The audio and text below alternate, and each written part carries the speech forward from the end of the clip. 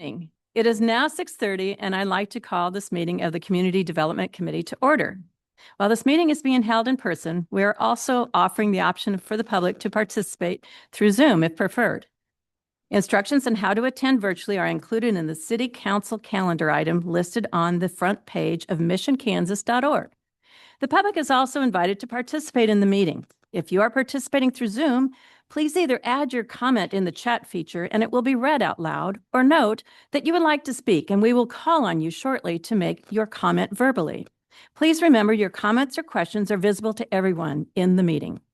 If you're part of our in-person group tonight, please raise your hand, but stay seated and we will call on you to go to the lectern to make your comment. When you make your comment, please state your name and city of residence for the record. Also be conscientious of others trying to speak and speak slowly and clearly. This meeting will be recorded and posted on the city's website at missionkansas.org. Please contact the administration offices at 913-676-8350 with any questions or concerns. Ms. Phelps, please call the roll. Here. Vaughn. Here. Mosa. Here. Ryard. Here. Ring. Here. Schmidt. Here. Josie. Here. Carpenter Davis. Here. Tonight, our first item of business tonight is public comment. Is there any member of the public who would like to comment now on an item not on our agenda tonight? Please note, public comments are limited to 3 minutes. Okay. We have 2 public presentations this evening. The first is a presentation from Mayor Flora in recognition of Jewish American Heritage Month. We would like to welcome Alan Edelman of the Jewish Community Relations Board to accept this proclamation and share some information. Good evening. Thank you, Mayor, Councilman, and Community Development Commissioners, I guess. My name is Alan Edelman, and I'm a board member of the JCRB AJC, and I appreciate the opportunity to be here with you this evening. Also grateful for the longtime partnership of JCRB AJC has had with the city. For those of you who may not be familiar, we got the slide 2, please. For those of you who may not be familiar, JCRB AJC stands for the Jewish Community Relations Bureau American Jewish Committee. For more than 80 years, we've served as the Jewish community's advocate in Kansas and Western Missouri. Our workforce focuses on 3 core areas: to advocate, to educate, and to connect. That means advocating for the safety and well-being of the Jewish community, educating across different groups to build understanding, and connecting partners across interfaith and civic spaces. Slide 3. The purpose of this evening, as mentioned, is that it's Jewish American Heritage Month. And I'm here to speak about May as the Jewish American Heritage Month. This is a time to recognize and celebrate the contributions of Jewish Americans to our country's history, culture, and civic life. The first Jewish people arrived in the colonies in 1654, and they arrived here in the Kansas City area in the 1870s in 4 different waves: the 1870s from Germany, the early 1900s, along with a very, very large mass immigration as our country was growing, in the 1950s following the Holocaust, and in the 1980s following the fall of the former Soviet Union. Jewish Americans have played a major role in shaping the nation in countless ways: science, medicine, and innovation, the arts and culture, in public service, and the fight for civil rights. These contributions are part of the broader American story. But this month is about more than history. It's about understanding. Jewish identity is both a religion and a people, rooted in traditions, values, and long history of resilience. Many Jewish values emphasize education, responsibility to community, and working to improve the world, what in Hebrew we call tikkun olam. Jewish American Heritage Month is an opportunity for all of us, regardless of background, to learn from one another. It reminds us that strong communities are built through relationships, understanding, and shared civic life. When we take the time to understand our neighbors, we strengthen the fabric of our own cities. Slide 4. I'm going to leave cards here to pick up. These are resources. And there's a QR code that links you to Elected Officials Toolkit to help you recognize and engage with Jewish American Heritage Month. And you can learn more about the American Jewish Community on the website, which is written there as well.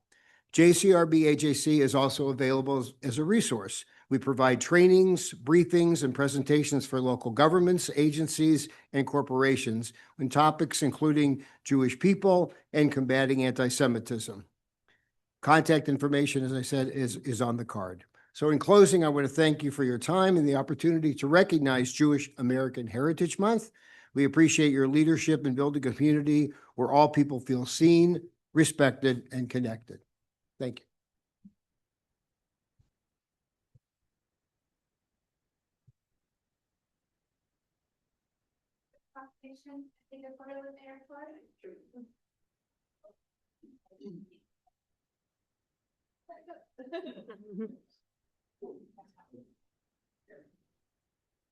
All right, friends. 1, 2, 3. Gotcha. Thank you very much. Back row trade. Trying. You have to say it's friends.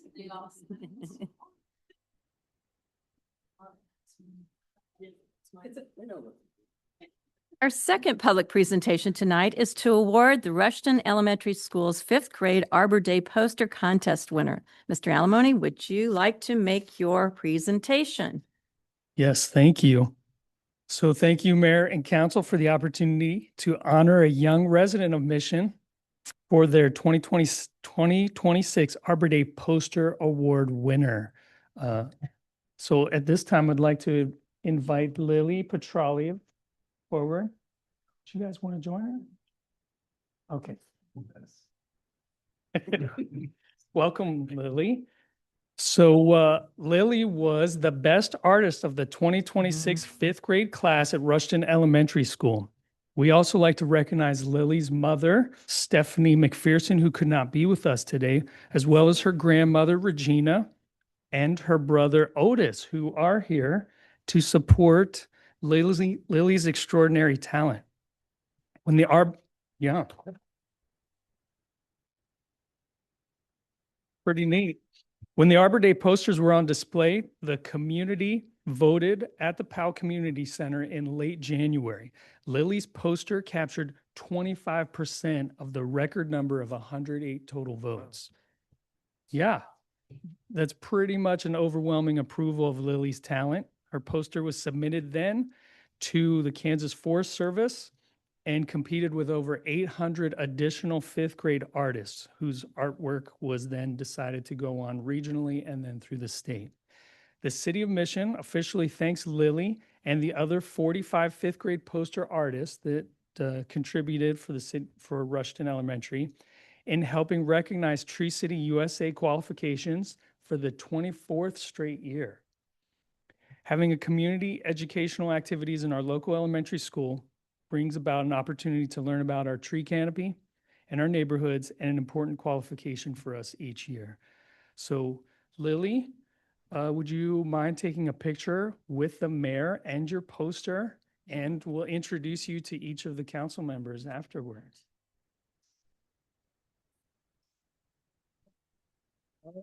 Okay. Yeah,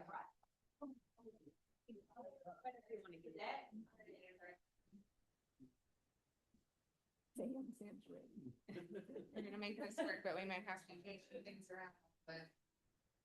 All right. Gotcha. Get a little closer. Congratulations.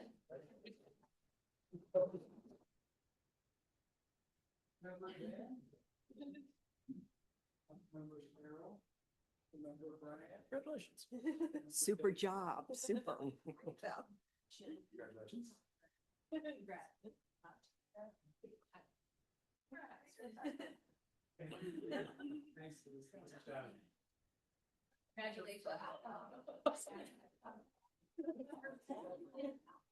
And then share. And then I do have a special sneak presentation tonight for our agenda. So it's a little tricky when the person you want to recognize is responsible for putting the meeting agenda together. So As you all know, municipal clerks play an essential role in the daily operations of local government, serving as a trusted link between residents, elected officials, and public agencies while ensuring transparency, accountability, and compliance with important laws and procedures. During Municipal Clerks Week, we pause to recognize the professionalism and dedication of clerks across the country and the important work they do to keep our communities running smoothly. Here in Mission, we are especially grateful for our city clerk, Robin Folks, and her outstanding service and commitment to our residents. Her commitment to our residents, staff, and the governing body. So on behalf of the City of Mission, I am proud to proclaim May 3rd through 9th, 2026 as Municipal Clerks Week and extend our sincere appreciation to Robin. Thank you. That's very Thank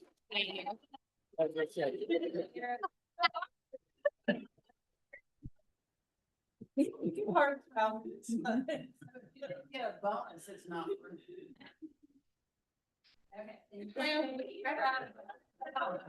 Robin, do you want to come down the line and? Thank you. Robin.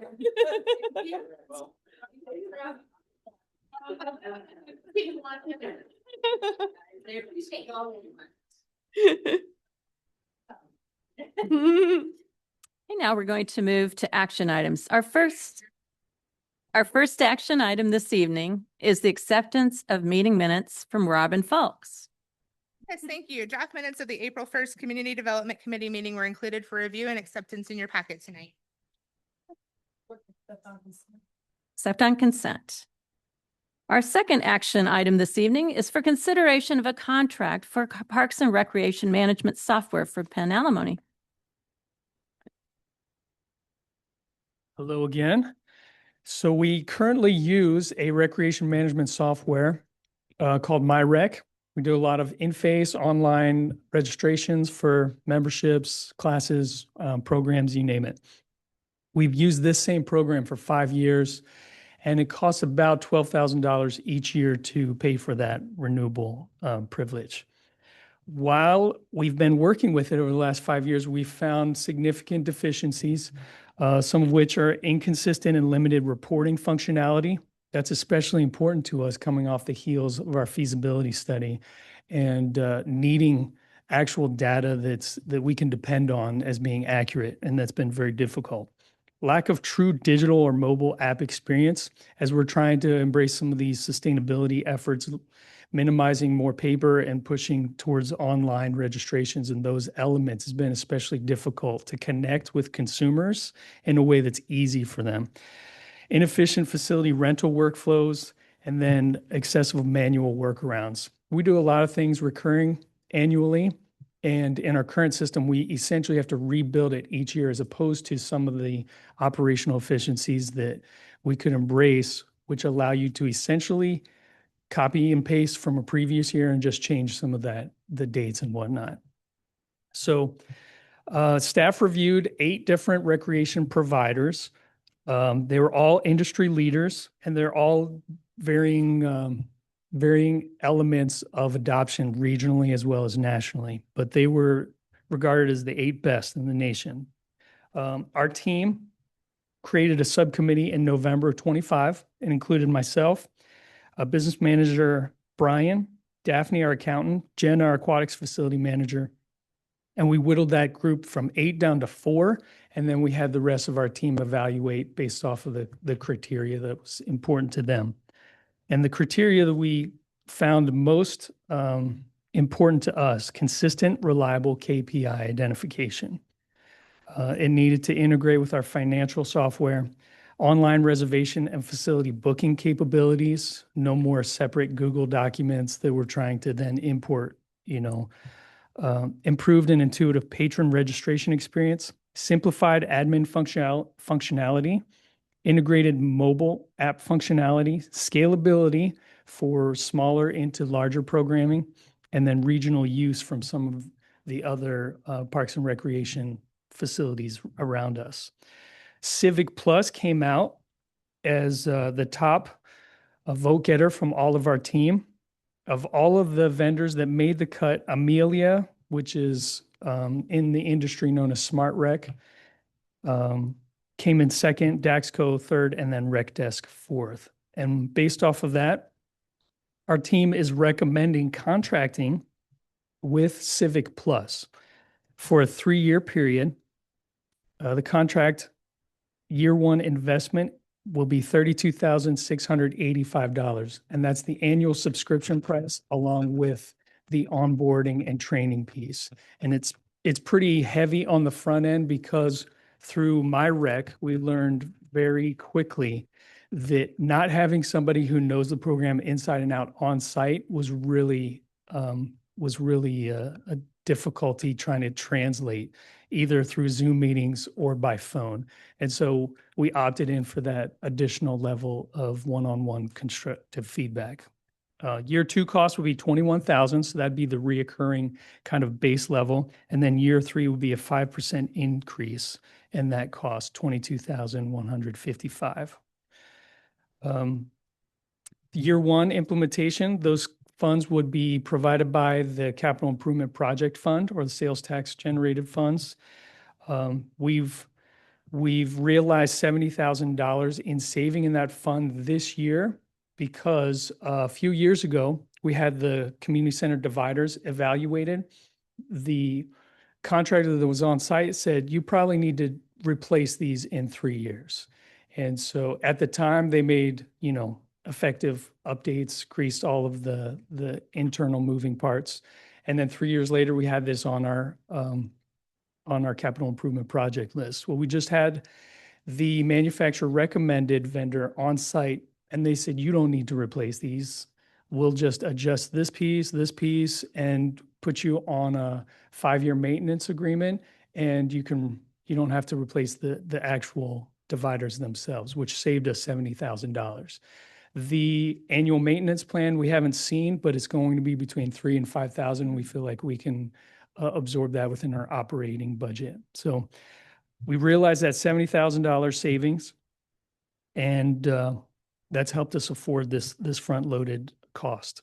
Annual recurring subscription fee will absorb into our operating budget. We've already planned for that each year with the existing 12,000, and then we'll make some cuts other places and ensure that we can afford that 21,000.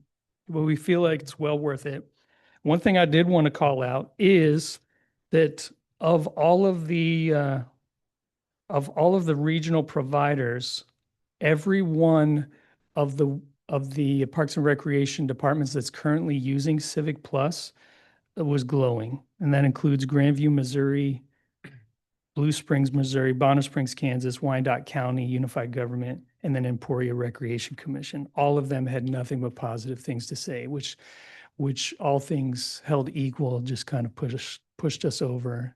If you're using these programs in and out, you can find their defaults deficiencies pretty quickly. And so we feel very confident that this is the best system for us at this time. I'm happy to answer any questions.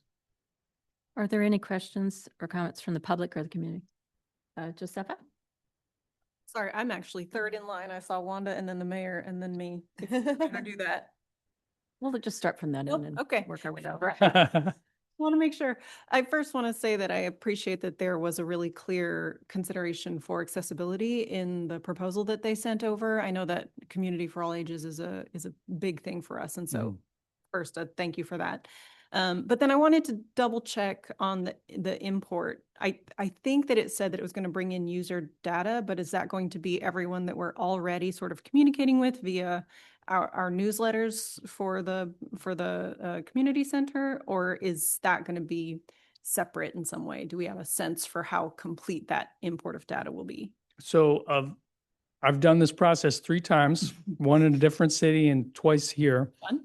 Each time when they say that they're importing data, they can guarantee that they'll get everyone. I've yet to see them actually get everybody. Yeah. With that said, we did follow up with each of these regional municipalities who've done it, and they were very complimentary of the process. So I feel like we have all of the data they would need to just easily transfer it into their system. So if there was any deficiency on the front end, I have pretty strong confidence that they'll be able to resolve it pretty quickly. Okay. And then my follow-up question to that is that I saw that there was also a CRM component. I assume that that's part of what we're accounting for when we're looking Correct. like, okay. Yep, great, that's built into what we're paying for. Perfect. Wanda? Okay, my question is, will this interact with the other systems that the city uses? Yeah. So the city's also looking at different web providers. And what's nice about Civic Plus is they have a web solution that this would integrate seamlessly with.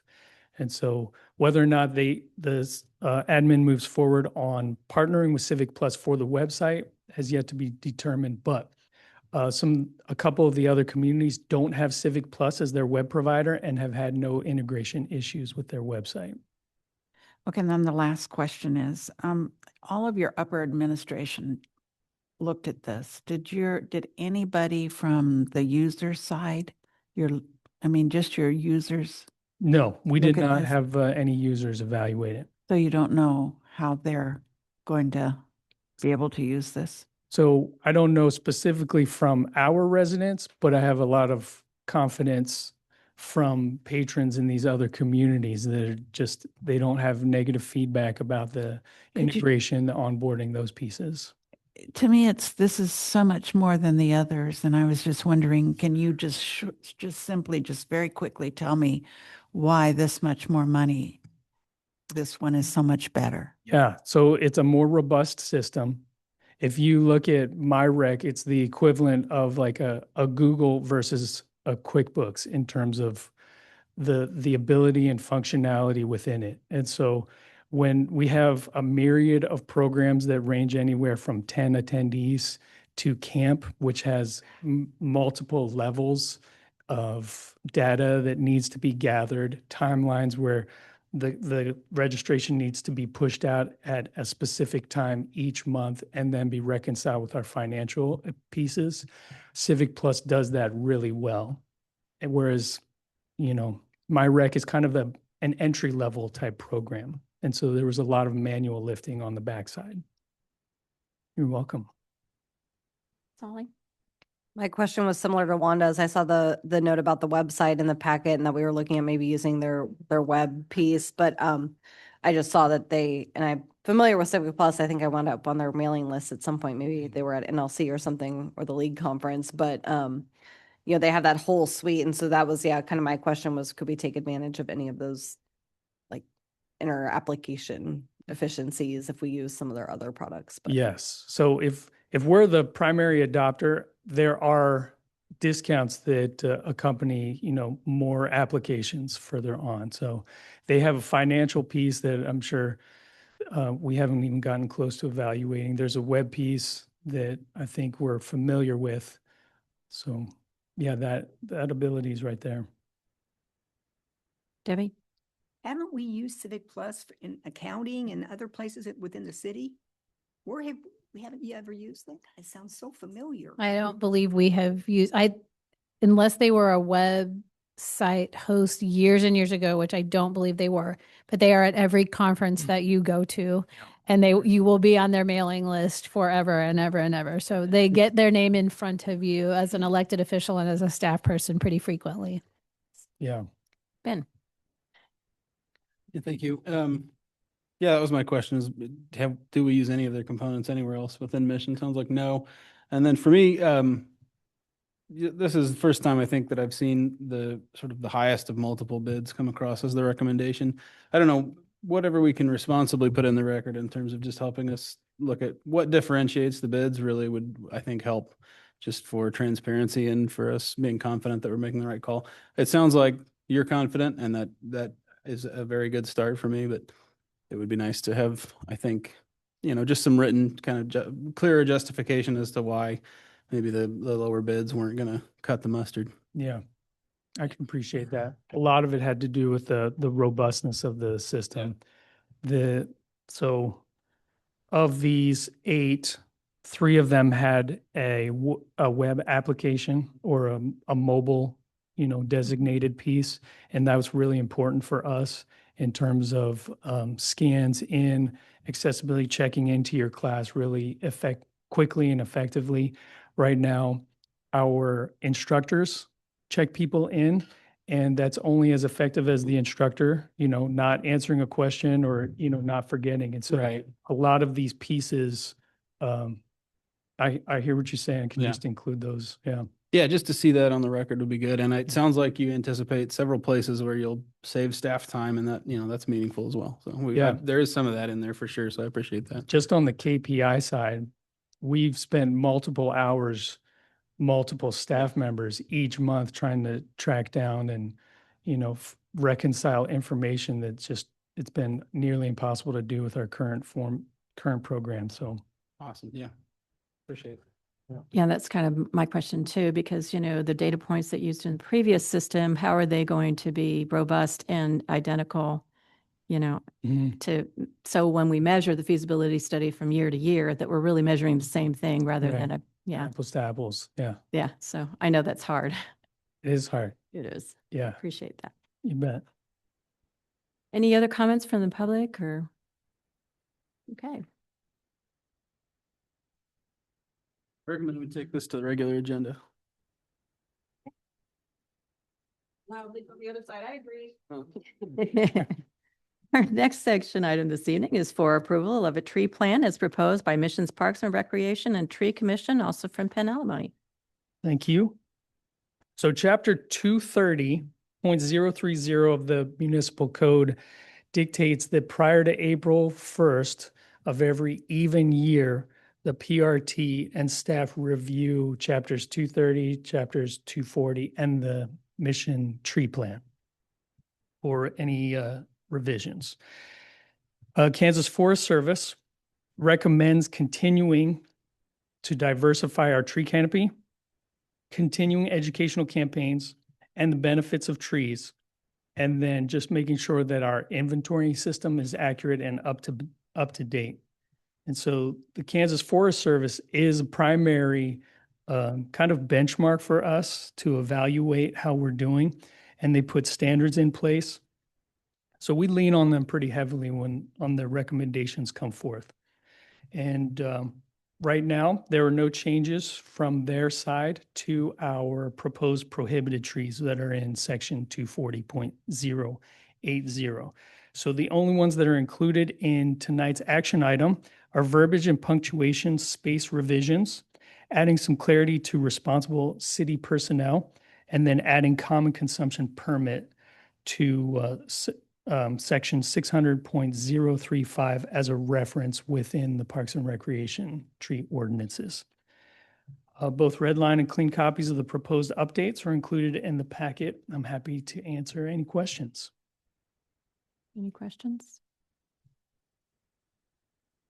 Just a comment. Debbie? We failed to recognize Jackie Gamison, who came here with the person who, the recognition. And Jackie's an awesome person in this community, recognizes every tree, their ups, their downs, what to use, what not to use. Yeah. And I saw a tree out there and I said, I think that's a so-and-so. She goes, no, that is this. And we don't plant those because of X, Y, Z. And Yeah. it just made such a difference. She's so great at that. Yeah. So I want to acknowledge her. Yeah. Yeah, and Jackie did get a shout out at Rushton today. She was there when we did our Arbor Day presentation at Rushton, so that was great. Yeah. We recognize her 24 years of being on the commission. We started being a Tree City USA recognized community because of her and her efforts.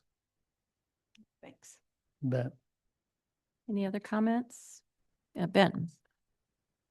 Yeah, just looking at some of the redlining, touching in on the micromobility sections. For those that aren't aware, I think Johnson County has been reaching out to elected officials to start talking shop about maybe model policy around micromobility and e-mobility devices. And I've certainly kept my ear pretty close to that. And I think, Sam, you've been in on that as well. I'm going to try to attend one of their workshops and see what they're thinking and try to, put a voice in there. So Yeah, that appreciate may be it. coming. We may be revising this ordinance again.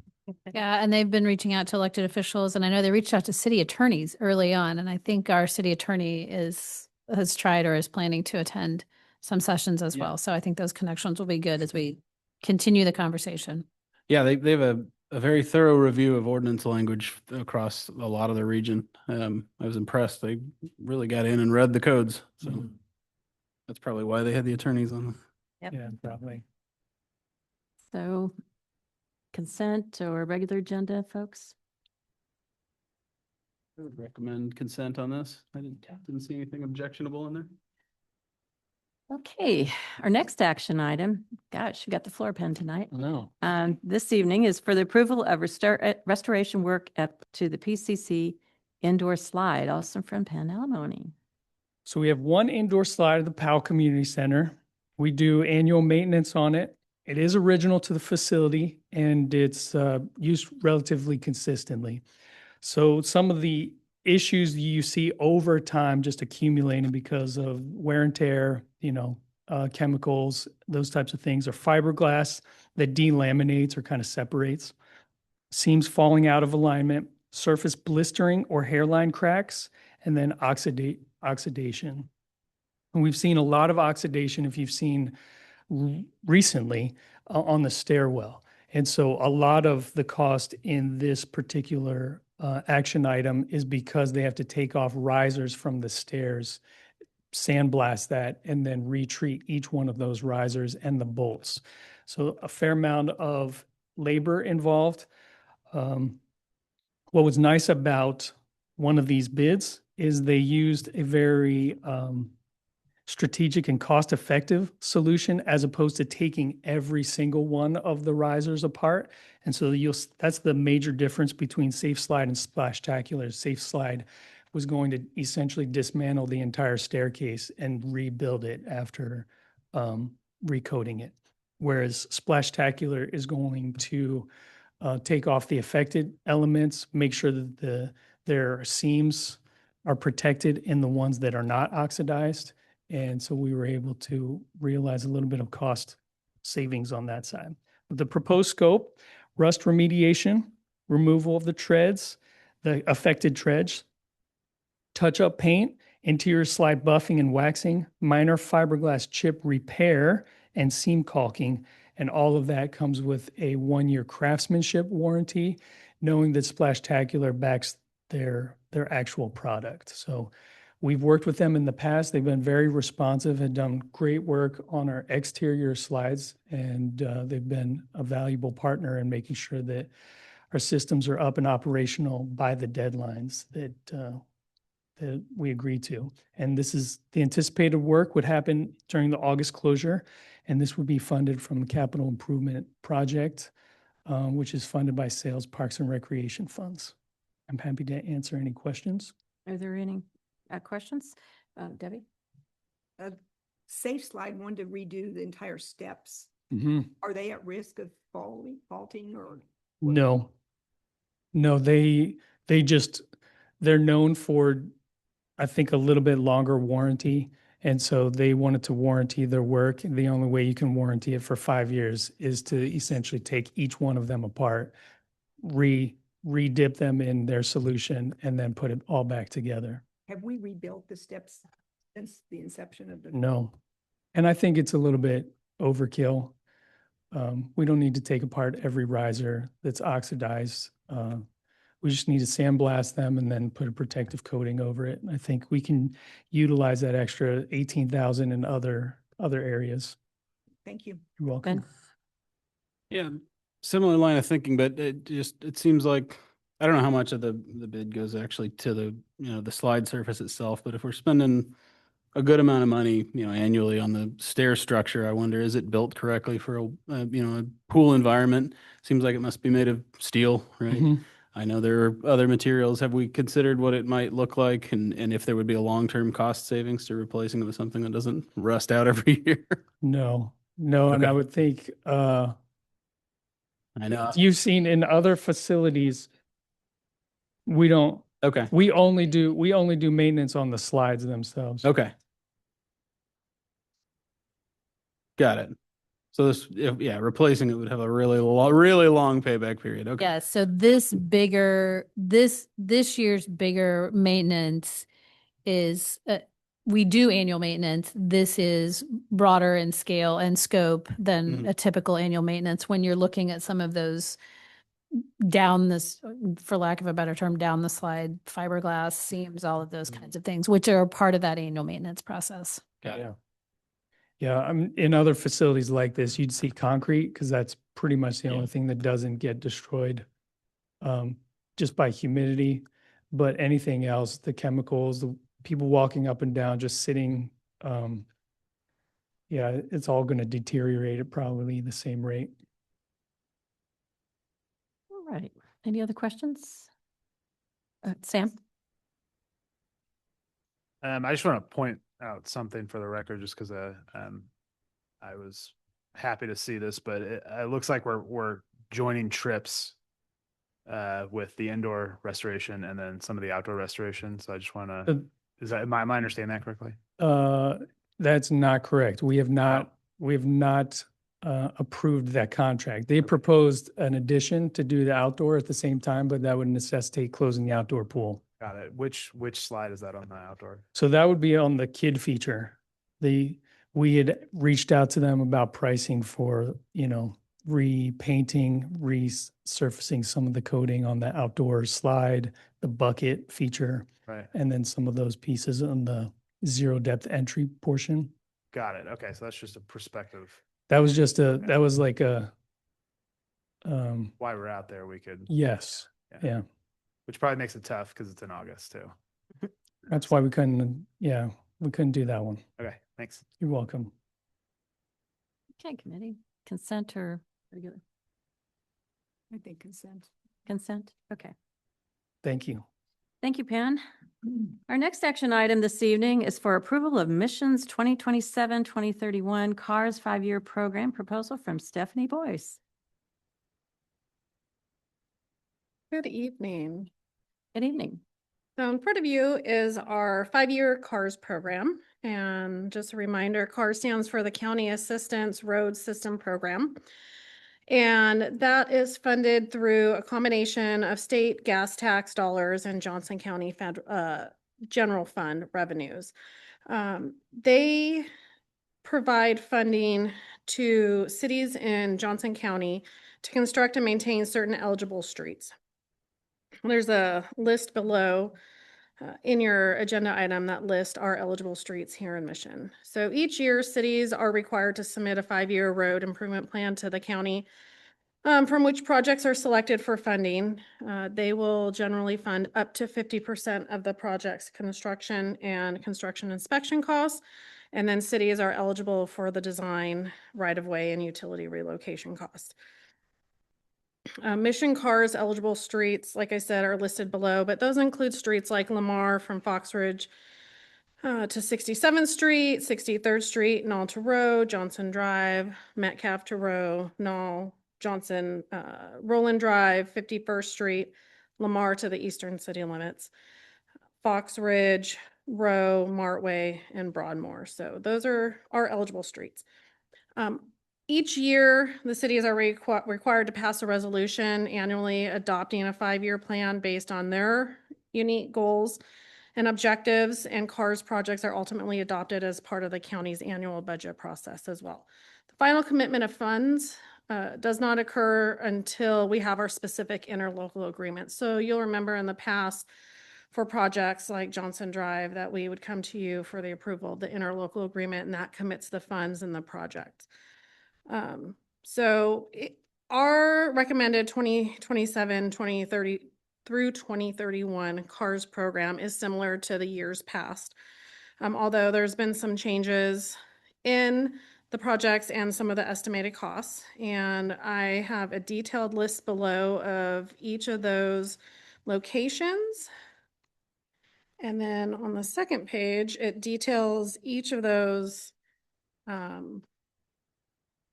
project descriptions and the estimated project cost with the contribution that would come from Missions out of pocket.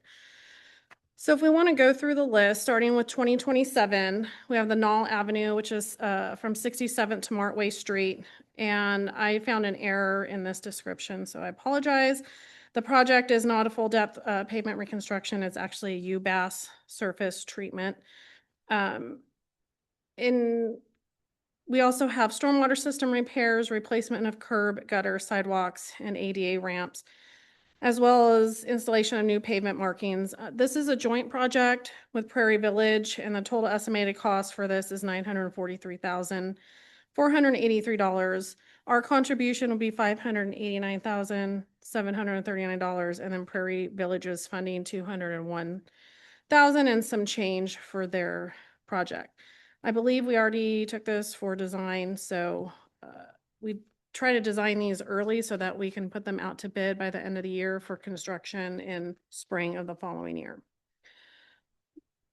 Also for 2027, we have a joint project with Roland Park. This is being led by Roland Park. The Knoll Avenue project is being led by Mission because we have more infrastructure in this segment of roadway. The Johnson Drive and Ash Drive traffic signal replacement is due to its outdated and past its useful life. Also, and what will come up in our next agenda item is that traffic signal is currently owned and maintained by Evergy. And so cities around Johnson County, as part of projects like Johnson Drive, try to buy out the signals from Evergy and take over the maintenance of those so we have more oversight over that. So this is a joint project. It's in both of our cities. Like I said, Roland Park is leading the efforts on this one, and then our contribution for that's $145,500 after the CARS funding. Moving on to 2028, 2029, we have Martway Street, two different segments. The proposed improvements include in 2028, and that's from Woodson to Maple, full depth pavement reconstruction, stormwater system repairs, replacement of curb and gutter, sidewalk, ADA ramps, as well as installation of new pavement markings. You can see the estimated total project cost is just under $2 million, with Mission contributing about half of that. And then in 2029, we have Martway Street, Knoll Avenue to Roland Drive. Those improvements include mill and overlay with pavement repairs, spot replacement of curb and gutter, sidewalks and ADA ramps, installation of new sidewalks along the north side of Martway, removal of existing streetlights on the north side, installation of new streetlights on the south side, construction of a cycle track, new pavement markings, and that total estimated project cost is just over $1 million, with our contribution being about $581,000. 2030, we have Fox Ridge Street, 51st Street to 56, and that proposed improvement is UBAS surface treatment, spot replacement of curb and gutter and sidewalks, and installation of new pavement markings. This is a maintenance project. I believe Fox Ridge was done within the last 10 years. Is that right? Okay. And then 2031 is 51st Street, Lamar Avenue to eastern city limits. This is proposed improvements of full depth pavement reconstruction, mill and overlay, replacement of curb, sidewalk, ADA ramps, pavement markings, stormwater infrastructure will also be replaced, and we will consider removing the traffic signal at Dearborn and replacing that with an all-way stop, as well as upgrading the existing pedestrian signal to a hawk signal. Those are some considerations. Nothing here is written in stone. That project is little over 3.5 or close to $3.5 million, with our contribution being about $1.8 million. So it should be noted that not all the descriptions included above, that the description included are general in nature and do not specifically detail all improvements or modifications that might be incorporated in response to our complete streets policy, our city's bike and pedestrian plan, our safe streets and roads for all study. As we discussed in the April 22nd workshop on streets, we do acknowledge and understand that the council, your goals and objectives related to these considerations and that we will work to incorporate those with our design engineers to incorporate those into these plans. Additionally, the projects included in 2030 and 2031 are tentative placeholders right now for planning and budgeting purposes and will be adjusted in future years as the council reviews and updates the comprehensive street maintenance program and seeks potential renewal of our dedicated street tax. Also, the approval of this resolution does not specifically commit the city to an expenditure of funds, and its purpose is to communicate to the county the CARS eligible projects the city is considering between 2027 and 2031 and kind of what's on the horizon. So it helps the county also plan and budget for their 5-year CIP. Happy to answer any questions.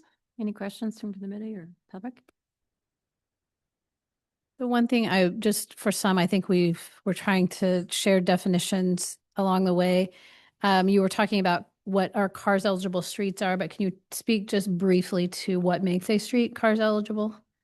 Yeah, so it's based on the type of street and the number of cars. I believe there has to be an average daily traffic count of over 3,500. I know we've asked for some consideration for other roads that had traffic counts and did not make it. They're mainly arterials and collectors, so it's usually not going to be your residential streets that will not be included. Ben? Yeah, just a few things. First, thanks for getting out in front of me on the complete streets and the multimodal stuff. I'm going to be looking for that, so I'm glad to see it here already. Another thing I thought about is I think about things like the Johnson Drive and Ash Drive intersection there. It's hard for me to envision without looking at a map, but I always wonder if there are, other design alternatives that might work that are safer or lower maintenance, like a mini roundabout or something like that. Just always looking to see, can we make the design more robust and more cost efficient in the long term than it is now? So just keeping those things in mind. And then something I've already dropped in Laura's ear briefly was the idea of what some cities refer to as a dig once policy, where when we have these large stretches of right of way torn up, can we make sure that we are future proofing? We drop some conduit and handholds in, and if we ever need to, put in a new 6-story apartment building and they need Google Fiber, they're not jackhammering up the whole sidewalk. Or if we want to run fiber between our traffic signals, same story. So when we have those, those long kind of linear projects where we might be able to just save ourselves some future headache for minimal cost, I'd love to see just some thoughts from staff, since you all know the game better than me, if that's something that would be interesting or might help us kind of future proof. Yeah, definitely have those items for consideration, especially when planning. When you look at Martway, the Roland to Knoll portion, where Encore will come in first and do their development, and then our project would be slated after that. In addition, like Johnson Drive, where we have all the utilities coming in and replacing and relocating their infrastructure ahead of our project, I think speaks to that. And looking at that dig once policy. Yeah. We're also looking at as we're looking at our right-of-way management process, looking at adding some language that would also recommend certain restoration be done if emergency arises where someone needs to cut open our street that's been recently reconstructed. So there will be some more stringent, I guess, restoration outlined in that. Awesome. Thank you. Debbie? Could you just remind me, the stretch from Lamar to Metcalf on Johnson Drive, is there CARS money in that? It's for this year. Yes. Yeah, What percent? 1.8 million. Thank you. Wanda? I just need to understand, the CARS project, I understand what the specifics are, but when we look at other streets, you're using that new, Our pavement condition assessment. yes.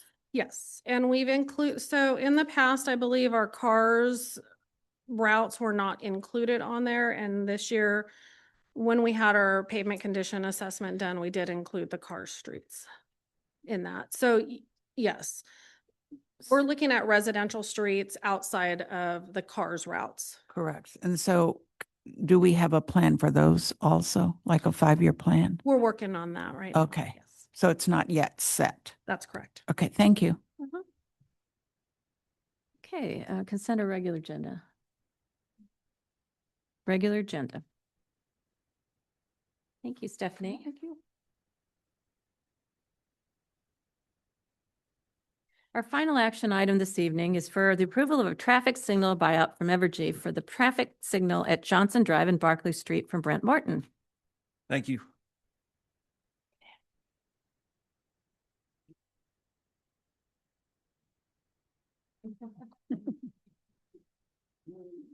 So the map coming down us right now is all the city-owned traffic signals, the Evergy-owned traffic signals. The print's kind of hard to read, but there's also the school zone lights and the ped lights on there, like on Johnson Drive. So they're not all signals. They're kind of, it's written in there, but didn't print very well. And then what's maintained by Overland Park that kind of skirts the outside of the city. So just kind of a reference where we're at with signals and who owns what. But this is part of the upcoming Johnson Drive project from Metcalf to Lamar that we've been talking about. Full reconstruction, pavement, stormwater, sidewalks, traffic signals, hawk signals, just a full overhaul of that section of Johnson Drive, wider sidewalks, integrated retaining walls, just cleaning up the whole site and making it more user-friendly. The existing traffic signal at Barkley is Evergy owned, just kind of how Stephanie was just talking about. Through past projects, we've determined that there's cost savings to us buying them out and actually having control over them. Sometimes, like when Dan wants to add cameras, it is very difficult to do that on an Evergy owned signal, and there's a lot of red tape if you can get it done. So just we've started acquiring the signals and bringing them back in-house probably over the last 10 years. And we only do it so far with other people, like when we got 50% match from the county or STP funds to really offset those costs. So we're not spending $500,000 out of pocket to get those signals swapped out. So it's worked out pretty good. This cost is also 50% cars eligible because it's hard cost to the project, because you got to buy it to put the new one in. 2026 cars project. We're acquiring a signal from Evergy. The buyout quote just comes from them. It's unexpired life.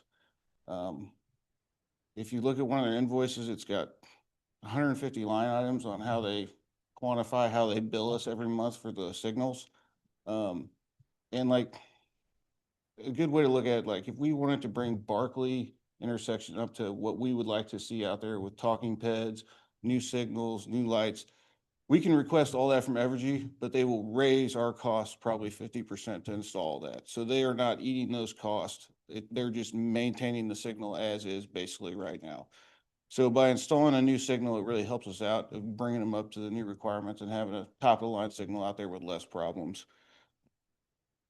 Sorry there. So the way it works, we'll buy it out.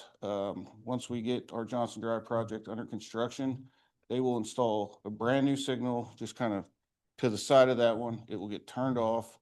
And then part of this buyout cost is their subcontract coming out, taking the signal down, removing everything, and then they demo the foundations 4 feet down so we don't have to pay for that. And then our new signal is operational and we kind of just move on from there.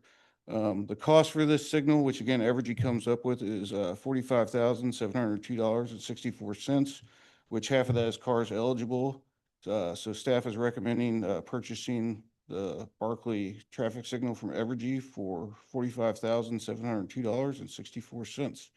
Happy to answer any questions. Any questions? Okay, Ben. I think have I got every action item tonight? I'm trying. You keeping track. Good. Yeah, this makes a lot of sense. And I think the analysis you all have done to figure out if it's cheaper to bring them in-house, I completely trust that. I don't know if I've ever mentioned this in a meeting, but I'd like to just consider other places where we can just get rid of a signal and save some money there. I think there are a few that I'd be interested to know if they're worth the cost under any circumstances. So That's always what I think you have one coming up on Cars on 51st. Like, why is that one on Dearborn there? Stuff like that. But just looking around at all those, especially if we're paying somebody else for them, knock them down if we don't need them. I totally agree with you. They are super expensive roundabouts. I would look, I'm a believer in those 100%. Four-way stop. I don't just, let's take a harsh look at them because I don't want to pay for them. Well, they're expensive to maintain. I mean, there's a lot to them. So, and they're getting more technical as the improvements come for ADA requirements. So there's just more components, cost more money. Glad you're thinking about that already. Thanks. Josepha? Yeah, you mentioned that there are specific enhancements we would like to make to that traffic signal that are going to be easier if we just own it outright. Do we have a concept for like how quickly like the difference between if we tried to do it by requesting it from Evergy versus us doing it as we own I don't it? have the hard numbers for Okay. that, for making all those upgrades. But that signal is probably 30 to 40 years old. Yeah. So you're talking new cabinets, new electronics. So it's probably in the $100,000 range to get it up to today's standards. And there could be some pole outfits and PED modifications. And the new one we're installing, I mean, it's all made that way. That's how they're coming now. So you'll get a longer life out of it. And it's better material and electronics now as well. Okay, thanks. Wanda? I hate to ask this, but I'm not clear as to why I understand that you want more and better but what do they do? I mean, why, I'm not understanding why it's a savings for us to buy it.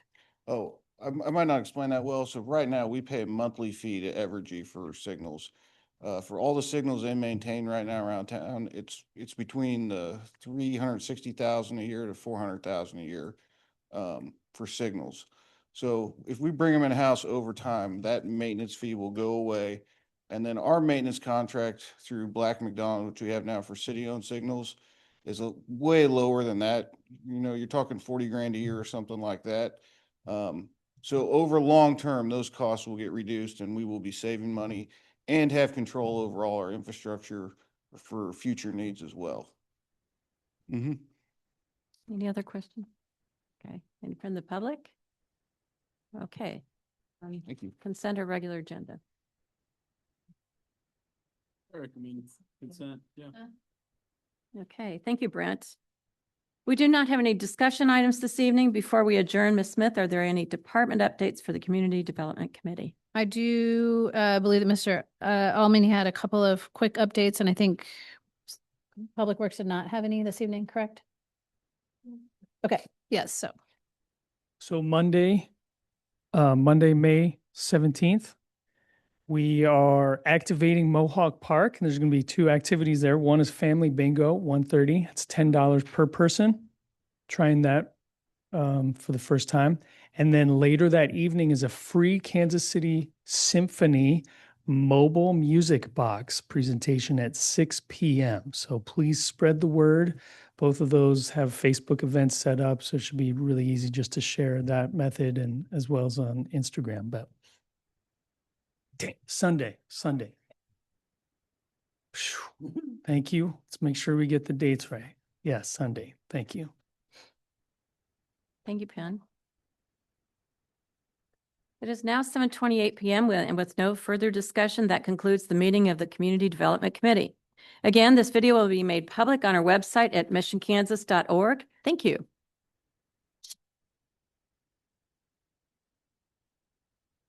It is now 7:29 p.m. and I'd like to call this meeting of the Finance and Administration Committee to order.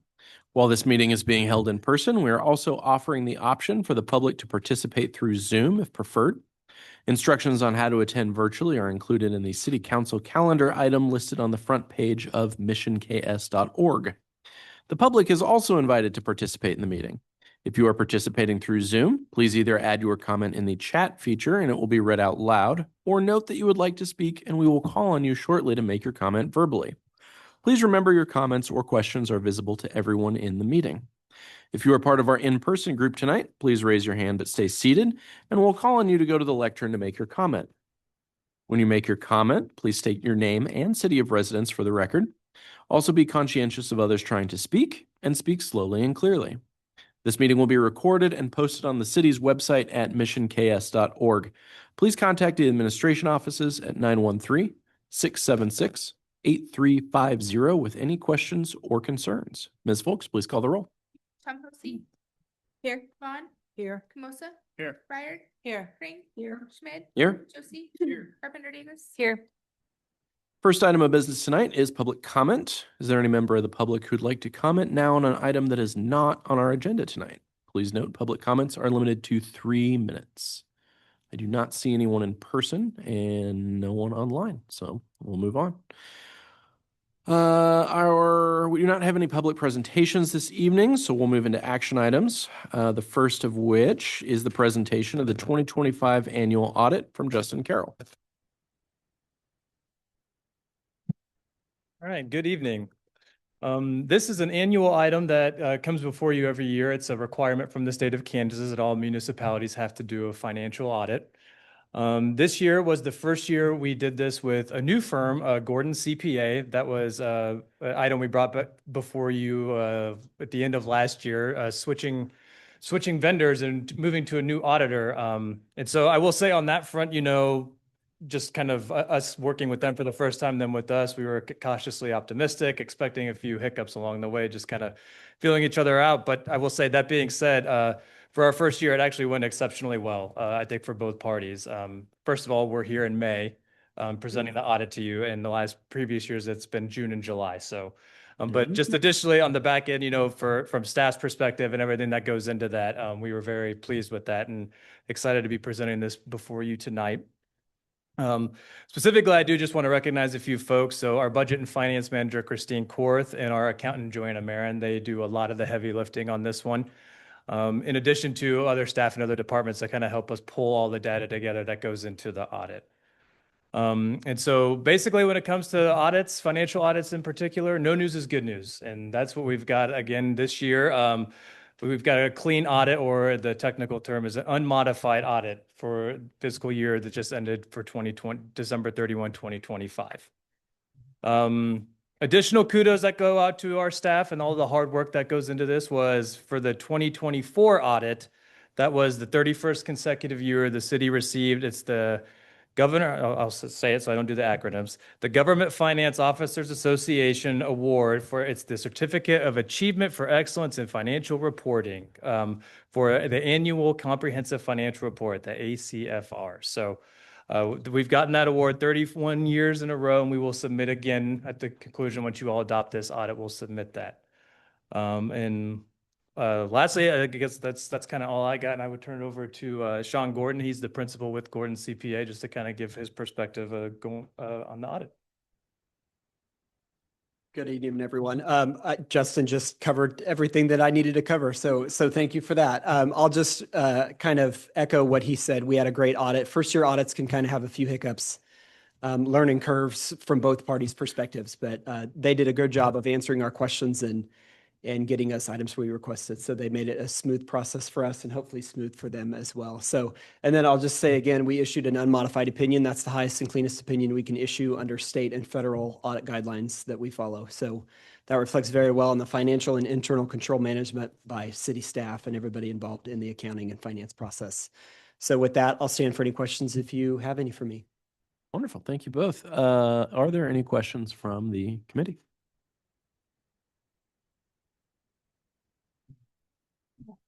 Thank you. I assume none from the public online. Yeah. Okay. Wonderful. Thank you. Thank you. Yes. Can I get a recommendation on this item, please?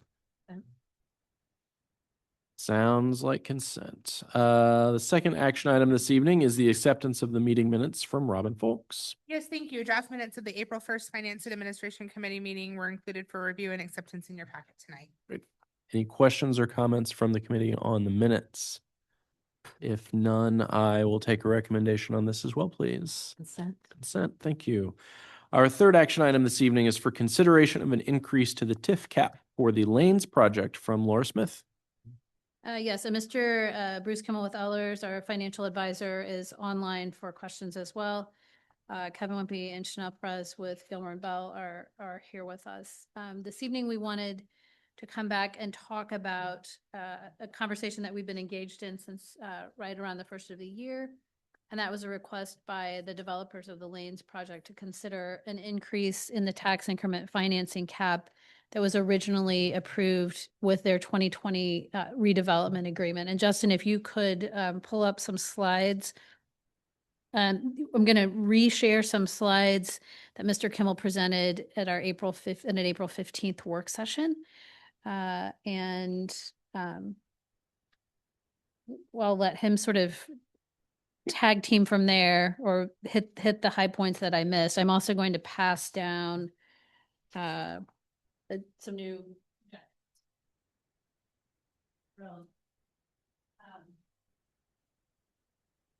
So you may recall back in our January, the developer came to us with a request to consider increasing the tax TIF cap in that Lanes 2020 Lanes Development Agreement from about 5.8 million to approximately 7 million. We talked about that in January.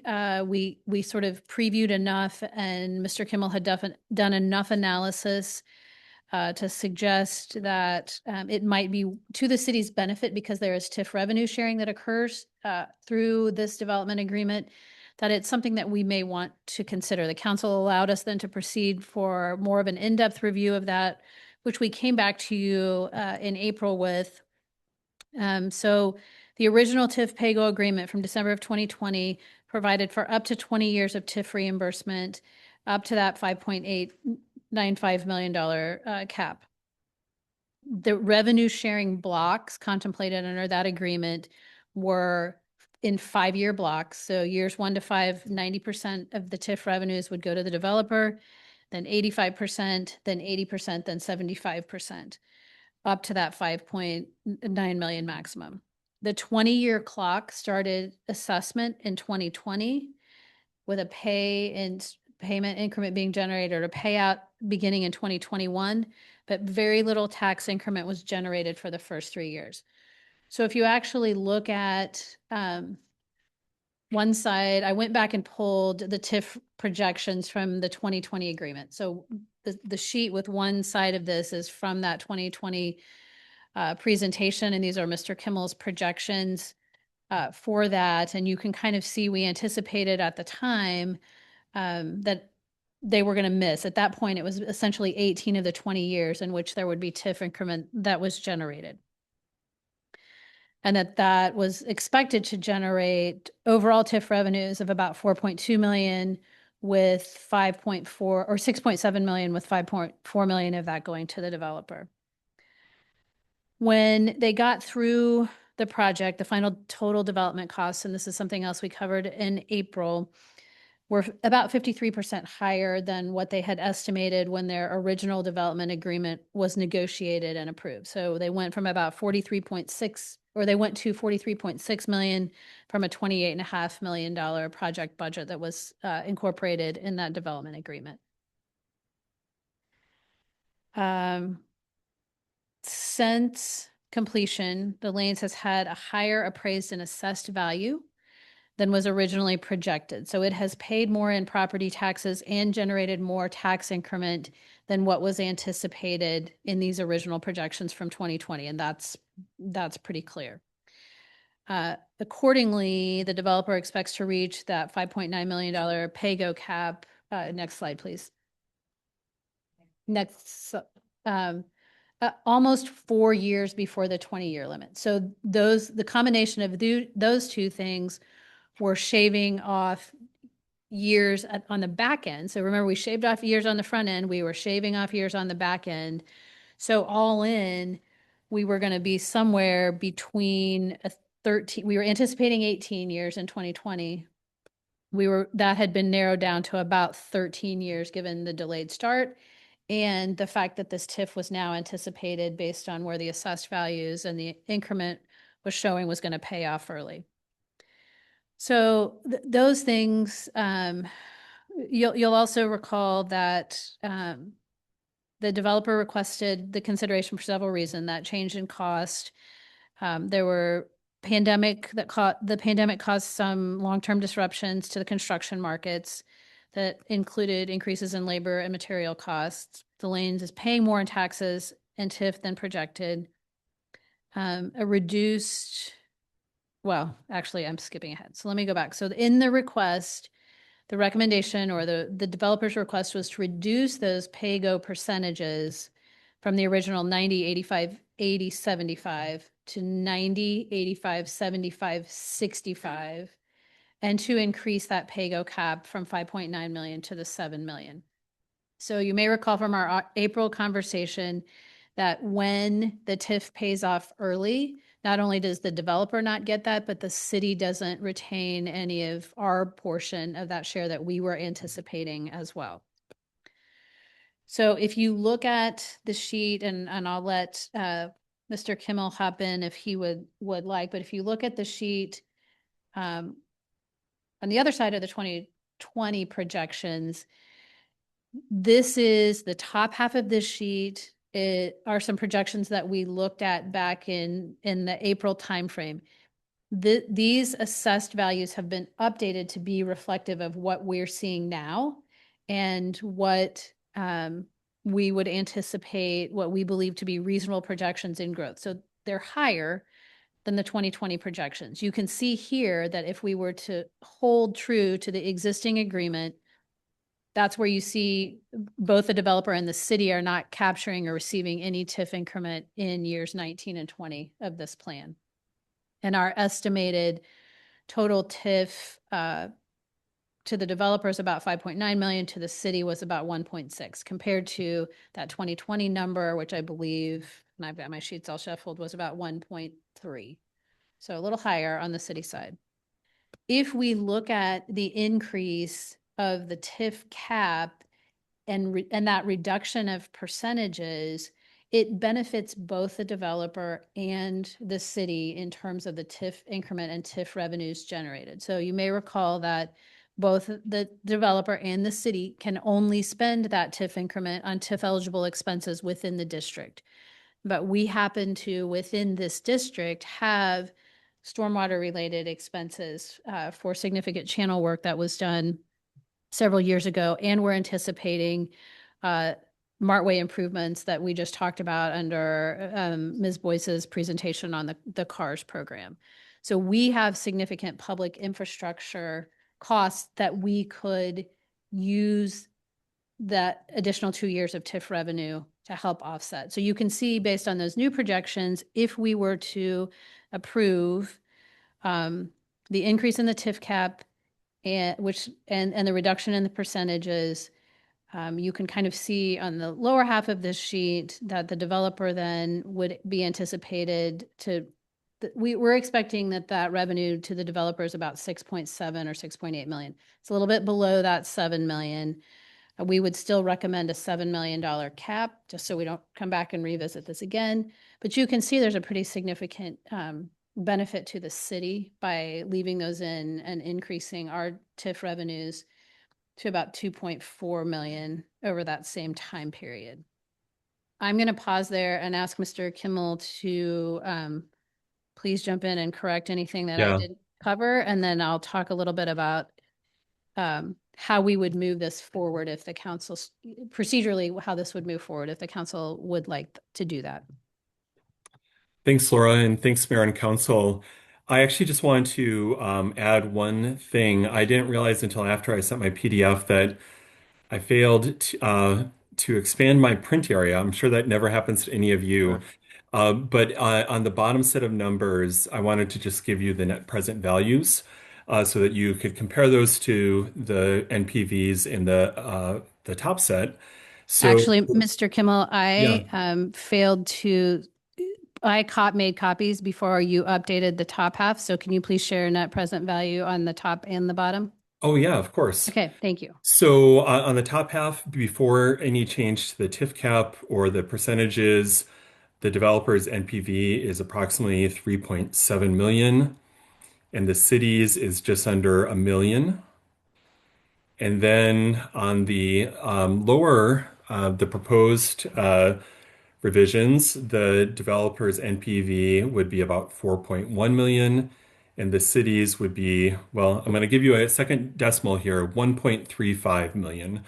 And so it's striking to me that should the council see fit to make these changes, the city's NPV of the TIF coming to the city for the next several years would actually be higher than the future value, as we called it, under the original deal. So this is a significantly better outcome for the city should the city council see fit to make this change. And Mr. Kimmel, would you please also, in April, we talked about the return on an investment that was originally factored into the decision to approve the 2020 agreement, what that ROI was estimated and what we would estimate if the council were to move forward with this increase, how that would be impacted in a new Sure. amendment. If Justin could go to the next slide on the PowerPoint.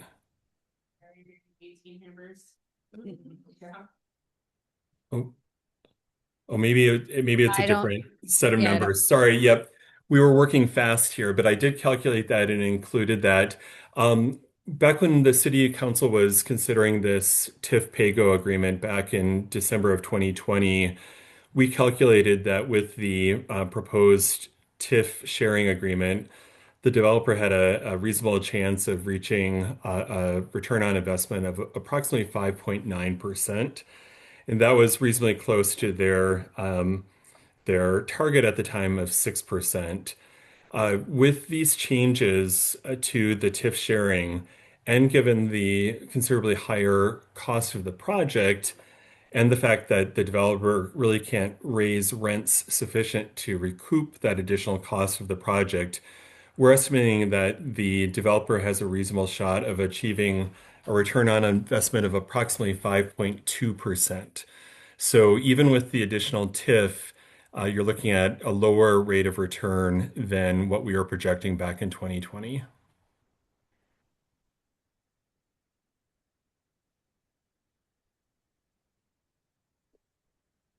Okay, thank you. Any questions, and then I can talk about. Yeah. If the direction is we want to move this forward, we can talk about what that looks like coming forward for your legislative meeting. I had a couple questions on the top chart on this side. You'd said that it was going to be, the limit would be hit 4 years before the 20-year limit, but this shows 2 0% years and one that shows a 50-50 split. And so that also, I was confused about that on the yellow highlighting. Yes, Mayor, I can answer that question. We just discovered a little blurb in the developer's TIF projections. And when we corrected that, the amount of annual TIF went down a little bit. And so instead of essentially 3.5 years being wiped out, it's more like 2.5. But I would note that we've been using a pretty conservative estimate in terms of future value inflation. And so I wouldn't be surprised if the actual value of the property inflated more rapidly or at a higher rate than what we're showing here. So if the council didn't change the percentages, I think we probably still would be looking at foregoing 3.5 or 4 years of TIF. Why does it show the 50% split in year 18? Yeah, I'm glad you raised that. I was just trying to show essentially how much TIF they would receive in that 18th year, or really closer to a 15th year for them, in order to reach the existing cap of 5.9 million. Okay, gotcha. And then my other question, Laura, because we talked about this last time, and I don't know if this is for you or Bruce or maybe even Kevin, but we talked about, excuse me, the TIF eligible costs in the district and the timing of those. Were we able to check that we could use the TIF dollars for expenses that we've already incurred or that are incurred prior to the TIF clock completing? Because for me, that's kind of a big piece, We right? did, and I will, if Mr. Wimpy doesn't mind, we did ask that question and he answered it, and we'll be able to answer it better than I can. Nothing like putting you on the spot. Thanks. Well, good evening, Mayor, Council, Kevin Wimpy with Gilmore and Bell. We represent the city as city's bond council. Yeah, on timing of TIF eligible expenses, the statute really just focuses on the category of expense, and we talk about it with some frequency, but acquisition costs, horizontal infrastructure, contiguous infrastructure, and the like. There's really no timing component in the statute, so it would be a sort of a fact by fact basis on whether you have an eligible cost under the statute, but it's not really a contingent on timing. So it can be for things incurred, somewhat recently, or including future costs you might incur during the span of the TIF. And so that's also true for the city's use of the funds. Right. So I think Okay. Laura mentioned there were some future costs that might occur within the TIF district, Yep. that would be on the city side of the book, so to speak, and Okay. those would be eligible costs under the statute. What about already completed stormwater work that was done to get the site ready like several years ago? Is that also eligible, or is it Yes. just, okay? So past stormwater and future street project would both be TIF eligible costs. Yeah, and we'd help staff screen those. We don't have our arms around each of those costs, but yeah, generally speaking, Okay. those both sound like eligible costs. Okay. Additional questions from yes, Ben. Get the microphone to work. We'll get there. Yeah, the thing I've sort of developed an interest in seeing with any TIF ask, and this is new TIF dollars expanding the original deal, is just the impact on the other taxing jurisdictions. Anytime we're talking about how we're going to give money to the developer, how we're going to get money that benefits us, what's that going to look like for the other jurisdictions on the tax bill? That's all. And we can try to provide a little bit more detail or granular information about that. I think the short answer to that is we anticipated in 2020 that this would at least be an 18-year impact on the other taxing jurisdictions. This keeps us at that 18-year threshold because we can't go back and recover the years that they lost on the the first 2 years of that project. So from that perspective, we're really not we're not giving money back early, but we're able to keep some of that. But we can certainly look at that here in the next couple of weeks as we bring, if you all want to bring that forward. Yeah, and I think you're right. Certainly in general with TIF, it's sort of like, well, they don't get anything. And I get that. But this situation is unique to me because we could be in a framing this as a rising tide lifts all boats, right? And better valuation means the TIF wraps up earlier, and the other taxing jurisdictions get their percentage back earlier, and so that's we're clawing that back in a sense, that rising tide effect for the other taxing jurisdictions. So that's why I'm sticking on it here. Whereas I think with other TIF generally, it's a little more simplistic. But I'm interested here what. And I would say here that, and I think we didn't really go back and evaluate, for example, when we terminated the Mission Crossing TIF ahead of schedule, we didn't really go searching for public TIF eligible expenses, in part because there wasn't any revenue sharing with that. So this concept of revenue sharing is kind of a new approach for us in a TIF project. In fact, this was our first active TIF revenue sharing project. It also happens to be in a TIF district where we've had some of the most significant, both previous and anticipated future public infrastructure investments that are actually going to fall within the boundaries of the district, that our residents have carried, those costs, for example, footing the bill of the Rock Creek Channel improvements 100%. And the street improvements as well. So I think that's part of what factors into our recommendation to say, if you're interested, we are able to recover and recoup some additional funds there. Okay, Bruce, Mr. Kimmel has a comment. Yes, thank you. I just wanted to note that the point made is a very valid one, but the current assessed value of the property really is quite a bit higher than what we were projecting it would be at this time in 2020. I just went back and checked our projections, and we had thought back then that the assessed value, and that's not the appraised value, but the assessed value for tax purposes would be about 3.4 million.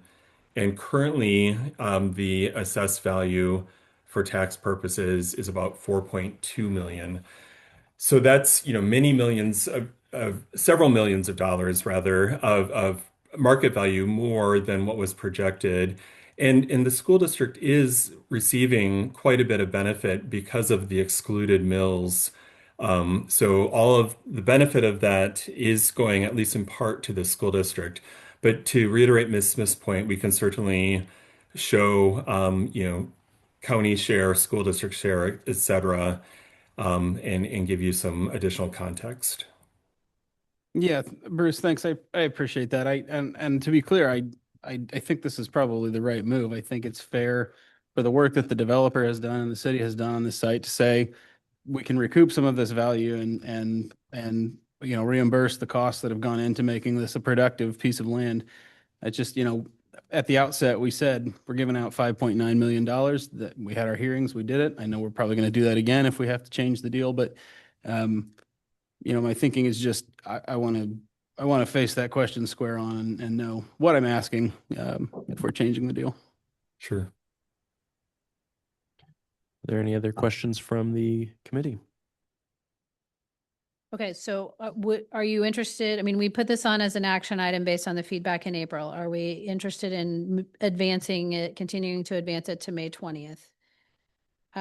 If we were to do that, what that would look like is a resolution that would make a simple amendment to that development agreement. And effectively, it's going to change the number that's reflected in terms of the TIF cap. So it would change that 5.9 million to 7 million. And you would make changes to the percentages in years 11 through 20 to be reflective of these reduced percentages, because we're already into that second 5-year block of time. That is effectively what it would take to make this change and approve this change. So we didn't put that red line in your packet. It can be made available very, very quickly, but that's really all you would be doing is amending that agreement via resolution. So from us, you are looking for us to say yes or no. Are you ready do you want to move it forward I mean, I think we've talked about it. I think there's not a lot more information we can present. Do you have enough, are you interested in moving this forward to action to amend the development agreement? Seems collectively. Go ahead, Ben. Yeah. Yeah, well, so I'll answer the question since I don't want to cast doubt on it. Yeah, the answer is yes for me. But especially since about 60 seconds ago, I said I assume this might trigger another hearing. That doesn't seem to be the case. Correct. That sort of underscores the point that I'd like to just be able to see what the impact on the other taxing jurisdictions if we're not going to have a hearing.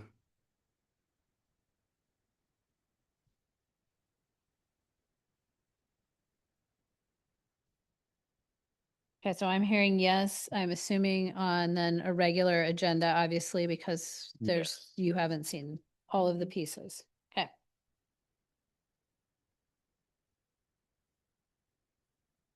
Okay. Okay, thank you. Is that everything that you needed from us on that Yes. item? All right. That's what- That then is our final action item is for consideration of an amended and restated development agreement with Encore Land LLC, also from Laura Smith.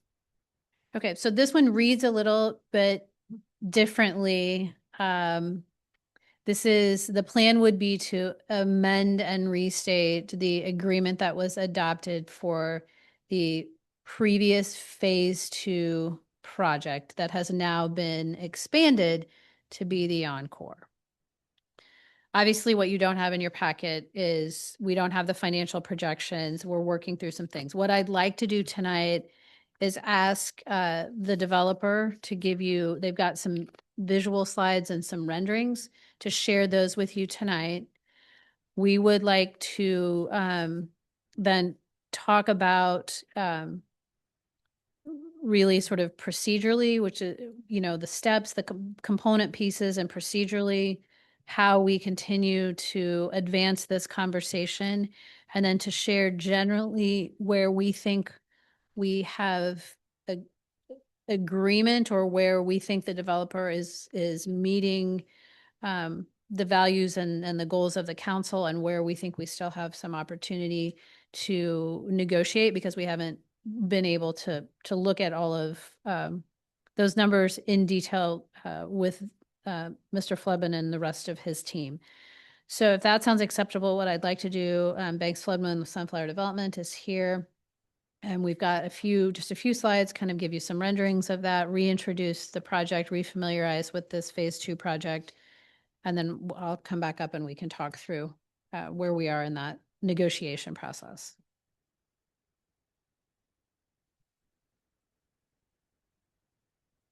Hi, great to see everybody again. I brought my son Van here tonight.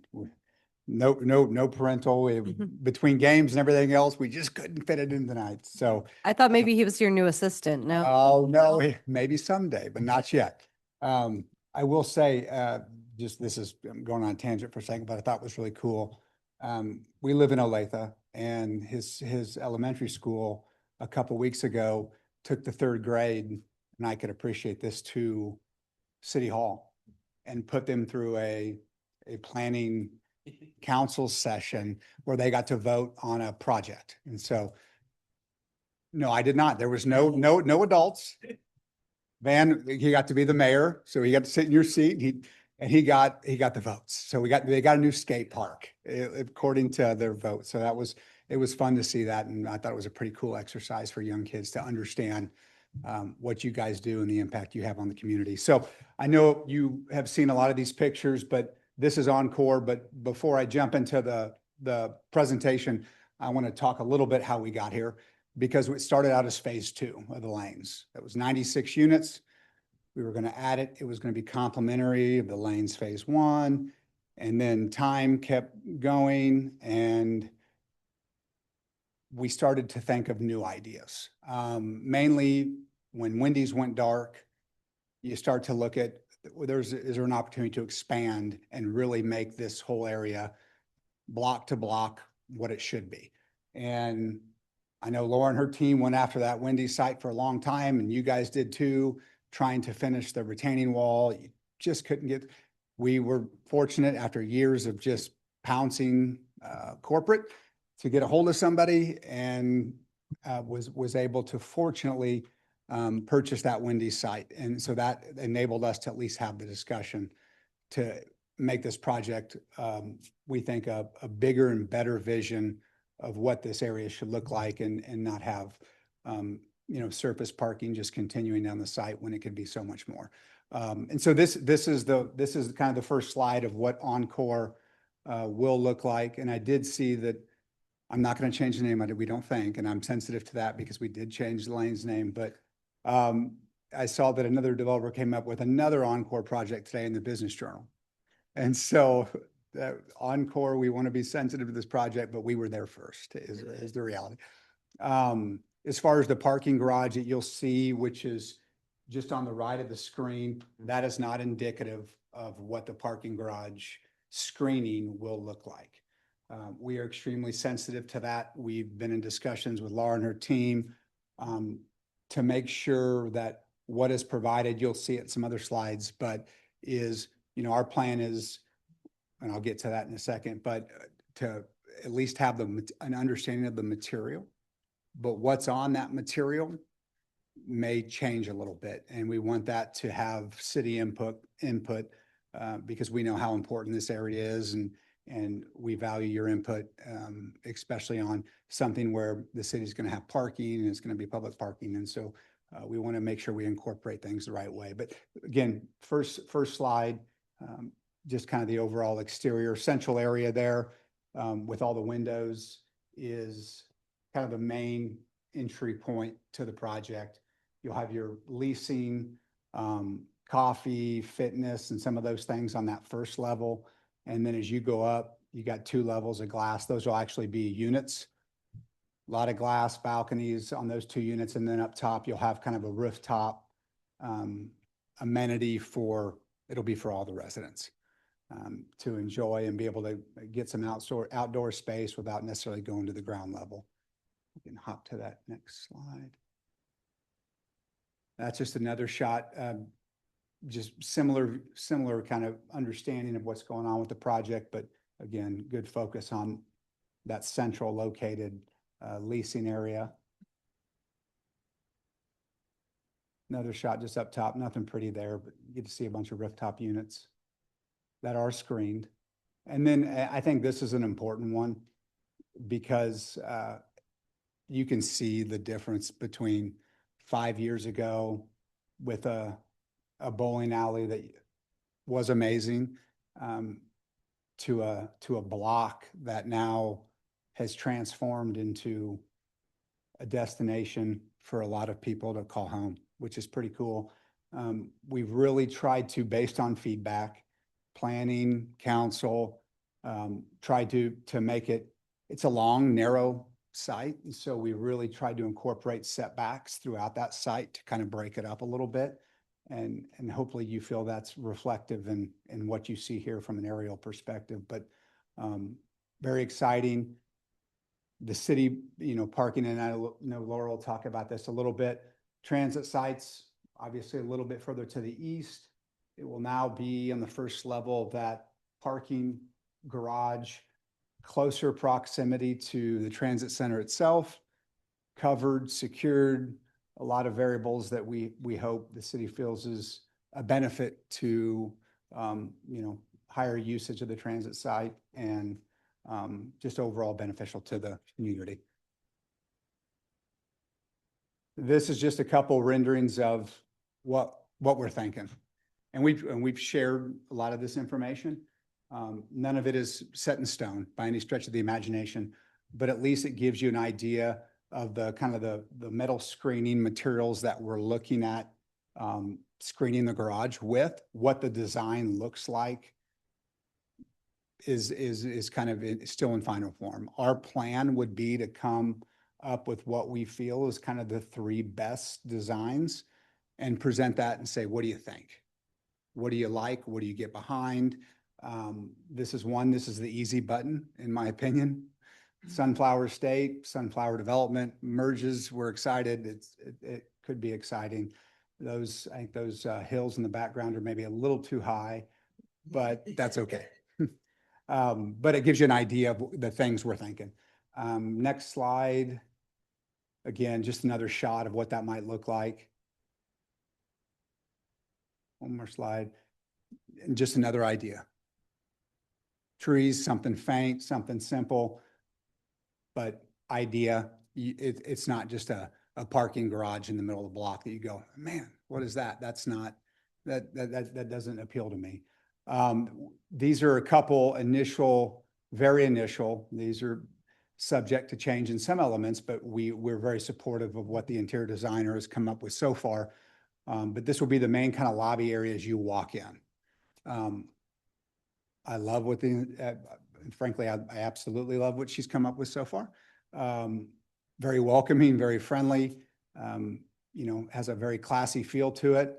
I love the arches. I love the arches in the Martway. I love Mission Mart across the street. It kind of pays tribute to the surroundings, whether it's Cap Fed, whether it's Mission Mart, kind of brings it all full circle. The lanes is a little bit of a unicorn, but we were able to incorporate a lot of cool local features, bowling lanes and things into that project to have a local vibe. And so we're trying to do the same thing without having bowling lanes to be able to incorporate into this project. And so that's just that's the lobby area. That is just kind of a local common area to grab a coffee, congregate, study, work, whatever you might want to do as you come into the left. We want storefront glass. We want that area as open as possible. This is just another shot of another area. This would be upstairs on that lounge area that you kind of saw on that 4th level. That would be able to walk out. Our plan is to program this area with a lot of different amenities One would be, and our pricing's due back in 2 days, so I hesitate to say this, but we really want kind of a golf simulator and some things in this area that would be pretty neat. We have the clear for it from a ceiling height perspective. There's a lot of golf courses in close proximity. Everybody seems to be wanting to scratch that itch in the winter months, and so hopefully we can provide that. But nevertheless, a very, very nice high-end area. Again, arches incorporated, kind of paying tribute to some of the architectural environment of Mission. That's just another screenshot of it. A lot of areas where you don't need 5 to 10 to 15 people to sit to hang out. This day and age, COVID expedited the process, but we try to focus on groups of 2 to 5. It's rare to get more than that unless there's a big game on or something happening that drives more people than that. But we try to really focus on the smaller groups where someone A feels comfortable to be able to sit down and work, but B doesn't feel like they can't go into an environment if there's somebody else on the couch that has 2 or 3 people. But overall, it is coming together very, very nicely. Yoga and fitness, that is one of the critical components to, it seems, every project this day and age. I think that's the first thing that people look for is, A, do you have what I need in this complex to, continue my daily life? And B, what can I cancel if I move into this complex? Can I cancel my membership? Can I cancel some things that may not become necessary any longer? Unfortunately, in this project, the lanes is we always try to make that answer yes. You can cancel some other things and expenses that you may currently, be having to pay monthly when you do live in this project. And so, very nice high-end fitness. This will be on the south side of the complex, so it'll kind of overlook that Rock Creek Trail, the pool area. But you can see finishes are very, very high-end.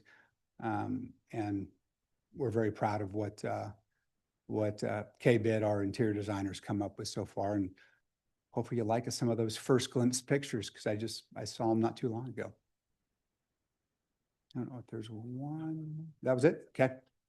Happy to answer any questions anybody might have, but as always, it's a pleasure to stand up here, pleasure to work with this city, and look forward to continuing the progress on this project.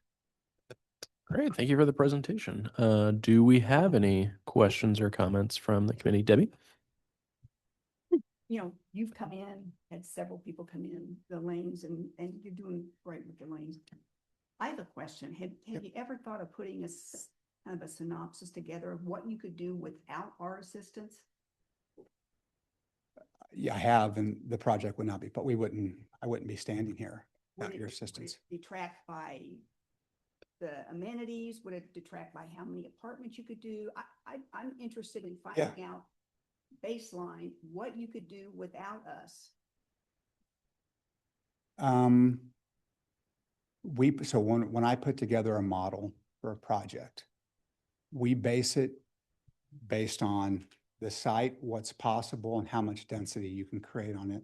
And how do you get to a return that's reasonable to get a lender and equity involved with the project? In this case, based on the land values, based on the project, based on project costs, based on interest carry, I can without a doubt tell you that we could not raise the equity or get a lender comfortable with, unless you're saying 250 units, that gets easier because you're going higher, but anything less than 180 units without the city's assistance. Or I wouldn't make the request, because it would be much easier for us to not make any request than go through a process and have to make the request, because through that process is a lot of money involved, whether it's architectural engineering, whether it's civil engineering, whether it's structural, whether it's any component you can name. All that, wouldn't be something that we would be willing to go forward with in a scenario where we felt that the financials didn't work day one with the support of the city. And so all that being said, we wouldn't make a request ever unless it was 100% necessary. That is the fact. I know Bruce, I've worked with Bruce on the lanes, and I've worked with him on this one now, and phase 2 and Encore. And there's not an interest to request incentives unless they are without a doubt 100% necessary. And that is really important to highlight, because it's we're not in this to try to undervalue a development and get incentives on the backside. We want it to be able to pencil the correct way so we can actually get a lender involved and go raise the dollars. Because I know developers in many situations, they catch themselves in a catch-22 where you can't raise the dollars because cost of, things have happened, or there's not enough incentives, and it doesn't pencil, and then they can't get it across the finish line. I just don't ever want to be in that situation. That's not fair to the city. That's not fair to your dollars, because the reality is again, on TIF, it is, you're not capturing the base, you're capturing a percentage of the additional value being added by the project being created. And I think that is critical to highlight. It is a benefit on multiple levels. And I think that one thing that we've tried to do is really show that, some people may come in and say, I want 90% for 20 years. That's the TIF. Well, I'm trying to look at it, and our team is trying to look at it in a way that goes, well, how can it be beneficial both ways by tiering it? So there is a benefit, and the city can go, well, we're getting additional dollars in year 6, in year 11, in year 16. And that is what we've made a very conscious effort day one. And how can we also incorporate city initiatives, whether it's affordable housing, whether it's LEED, whether it's, how can we check all the boxes necessary to make the constituents that live here, work here, and represent the community feel good about a development. And I mean, correct me if I'm wrong, but I feel like we have made a very solid effort to doing that on every level possible. It starts with the sustainability committee. I think we were one of the first developments to go through that process on the lanes and help kind of guide on what is really achievable and what is going to drive costs so high that it's going to become difficult to develop in. And we worked through that process. At times did we go, man, that had a lot more cost than we thought. 100%, we did. The lanes, you saw the budget earlier. I mean, the pricing, and that was a variety of factors. The pricing increased exponentially. Interest rates went through the roof. COVID happened. I mean, all these variables, headwinds against us. But we didn't slow down, and we stayed the course because that's the right thing to do. And that's what we promised we would do, even at a cost to the overall development. But we knew that the initiatives from the city were important, and they're important to us. I mean, we do affordable housing, strict affordable housing. So we understand the importance of that, and to be able to incorporate it and integrate it the right way within these projects is something that's pretty neat to us. But sorry, I went on a little tangent, but that overall, that's the kind of the synopsis. And we would never ask for something that wasn't necessary. And I appreciate you giving me that feedback. Yeah. Sitting up here, we have a totally different role. It has nothing to do with you as an individual, you as a business, you as a professor. It has to do with, there's nothing unique about any of these. It just looks like a sidewalk long of nothing but apartments. And we have a key role in putting economic development at the top of our list. Economic development calls for diversification of what kind of buildings we have too. That has nothing to do with you. To me, it's incumbent on us to look at that for the future, that it's not all living. The economic development key comes in with different types of businesses. And that's not what I'm seeing, but that's not your fault. No question. And I respect your role more than you realize. And I've always appreciated your input since I've started working with you guys 7 years ago now, but I think what I've realized more than ever in being fortunate enough to be a part of Mission Mart is that that area needs people.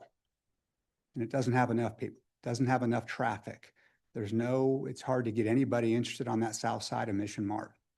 I mean, that's tens of thousands of space in your community that is still sitting vacant, that we are working so hard to fill, that doesn't check the boxes because they don't feel comfortable, because there's not enough visitors and people and all. And what we're trying to do is complement that and get people excited.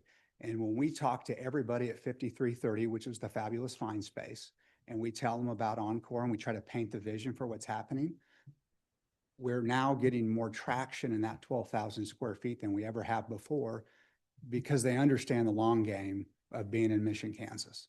And that is critical. I mean, in the development cycle, I mean, typically you want, how it works in every situation, apartments will come first. And then usually retail and or office. Because to justify the retail and the office, you need people, you need traffic, you need taxpayers, you need people to go walk to your business and have lunch or whatever it may be.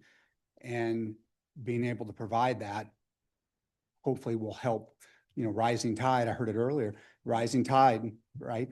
That's the mentality, is let's do some of the things that I know that aren't happening in close proximity. And let's, in my mind, forget about it for a second. Let's not slow down, because it's a great area and it's a safe area and people want to be here. You're very welcome. I have a question that I think I know the answer to, but I'm going to ask it anyway. What does prevent you from going higher and adding more units? Is it our own code and zoning? Parking. Parking's the biggest one. You know, there's always that balance with parking. You know, you want to be a little north of 1 per bed in a perfect situation, and that's code. But we'd like to be a little more than that. So once you start adding more and more parking and the type of construction, right? So if I go 4 stories, we can stick with stick, and that actually have reasonable construction costs, and we can do things to ensure that construction lasts a long time.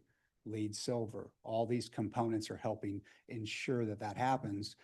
But you start getting 5, 6, 7 stories, you're talking metal stud, concrete, different variables that are just skyrocketing cost and inflating rents to a point that's not reasonable and not financeable, and not something that I don't think anybody wants to try to go push in the market. I'm just trying to get to is there a sweet spot at which the number of units that can be rented out allows for profitability of the project without incentives? But it sounds like no, in this case, partly due to the parking issue. You know, I mean, that's the question we deal with on every development, is because again, in a perfect world, you could just go buy a acre site, do it 15 stories and go, I'm going to get $1.50 a foot and it's going to be great. We're going to lease it out and it's going to work without incentives. That is unfortunately just not possible. And so I wish, but that is, your question is what we deal with on every single development right now, is how do we get to that point? And maybe Kansas City at some point gets there, you know, where rents and construction costs can finally get to a point where it makes financial sense. You know, I will say, you know, Bruce pointed this out earlier, you know, the financial returns on the lanes because of the construction costs are less than what we initially projected. And that's actually become okay to a degree, just because of the environment and because of COVID and some of the impacts. And so I don't see investor expectation and returns going down, you know, much lower. But, you know, that is ultimately what we always battle with is, A, what's a lender going to require? Because your lender's your biggest investor on your house, biggest investor on whatever you might have, whether it's 60%, 70%, I mean, we've got to cover a certain debt coverage ratio. And if it doesn't meet the appraised value and the appraisals review, then we have no chance to proceed. Thank you. That's a great question, though. I Yep. can find an answer. Genuinely curious. Yeah. Expecting how- I see Ben and then the mayor, and I think that might be it. Yeah.